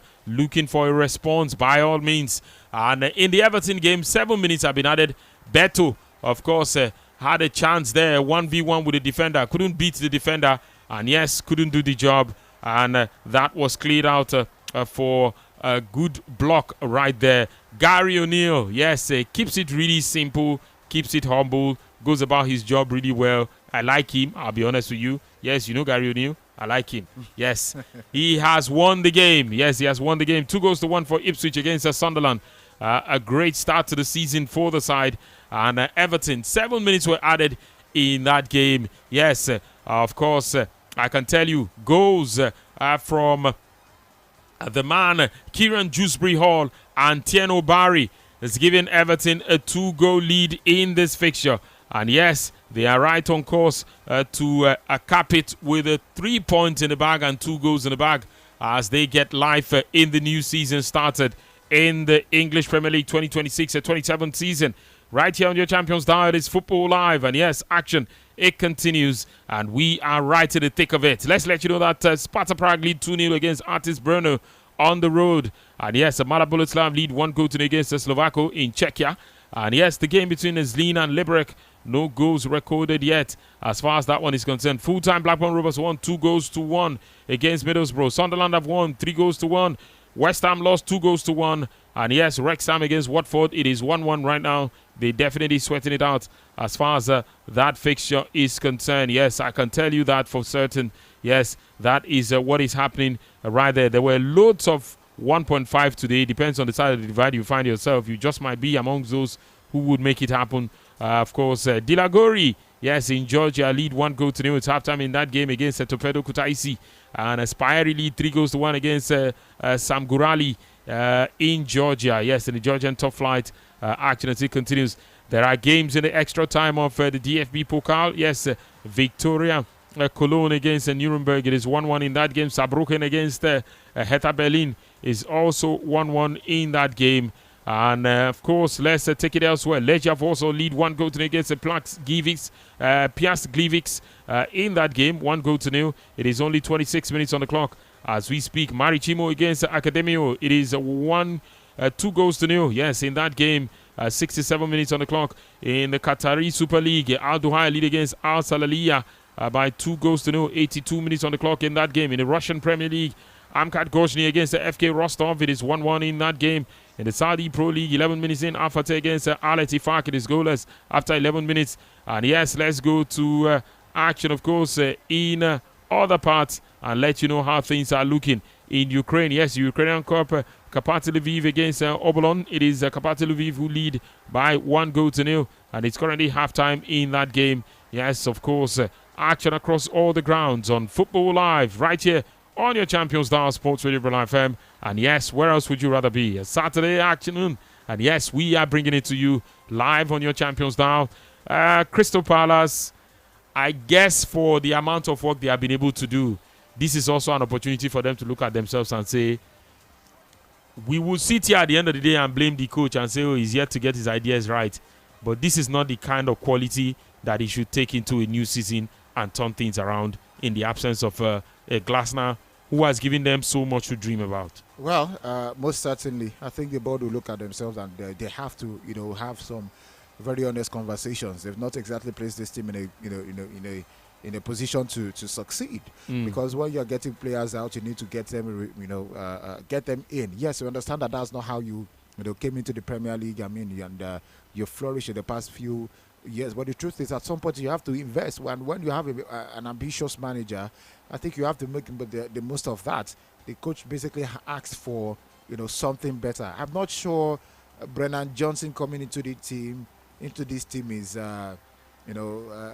some sort of you think you're doing well by the fans or even the manager, as at that time when he was still there.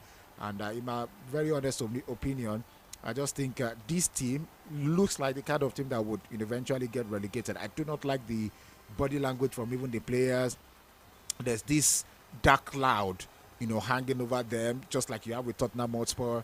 And to be honest, the board have not exactly done themselves a word of good, or the coach. I mean, it's just a matter of time before. It's full time in that game. Yeah. Yes, Everton picking all 3 points. A start to this season against the Crystal Palace side, 2-0. I was worried for Everton, but this has been a decent performance. Of course, for the stretch of the season, it's a different story entirely to see if they can get it right, but it is looking good so far. Kieran Dewsbury Hall got them off to a great start with that goal. And yes, they were able to double the lead. Teno Barry, yes, who of course was replaced at some point in the game, but 2-0 to get their Premier League action underway. And yes, it is definitely looking good for Everton at full time. 2-0 final score. Yes, from that ground, Everton 2, Crystal Palace 0. And action, of course, as you listen and follow Football Live on your Champions Dial Sports Radio Berlin FM. And for the benefit of those who are asking, of course, the table taking shape, all those who have won, we've had 5 teams that have won so far. Arsenal, Everton, Hull City, Ipswich Town, as well as Leeds United. These are the 5 that have won so far. And 5 teams have also suffered losses. Yes, Coventry at bottom. Crystal Palace follows. Man United and Nottingham Forest, of course, they are there. Sunderland are also there as well. The only reason these ones are not down is because they scored 1 goal and considered 2, or they scored 1 in the course of their loss, of course. But yes, more games still to come. More games still to come. And I can tell you that it is looking good, and action busting to life in the English Premier League as it continues right here. Of course, full time, an opening day, 3 points for Everton, but a disappointing start for Crystal Palace and boss Pierre Sarge, as we see from the side as far as the season is concerned. Let's go check out the lineup. Yes, the lineup in the 5:30 kickoff game between Brentford and Tottenham Hotspur. Yes, we'll serve you that even as we prepare to wrap things up on the show this evening. Kelleher is the man in goal for this side. Talking about yes, is the man in goal for this side, Brentford. And they have Luis Porter. Yes, Kim Luis Porter is there. So is Nathan Collins. Yes, Aya is there. And Kayode is also a part of the side. Yes, Michael Kayode. Sangare, yes, the new signing from Lens, also made the list. And yes, he's in the midfield alongside Jensen in the middle of the park. Shada, yes, Janelt as well as Ouattara. They play right behind Thiago. Yes, Igor Thiago, who leads the attack. Richarlison leads the attack for Tottenham Hotspur. Yes, he's got Mikey Moore and yes, Mattis Tell, the 2 guys playing right behind him. It's a midfield of Berival, Tonali and Gallagher.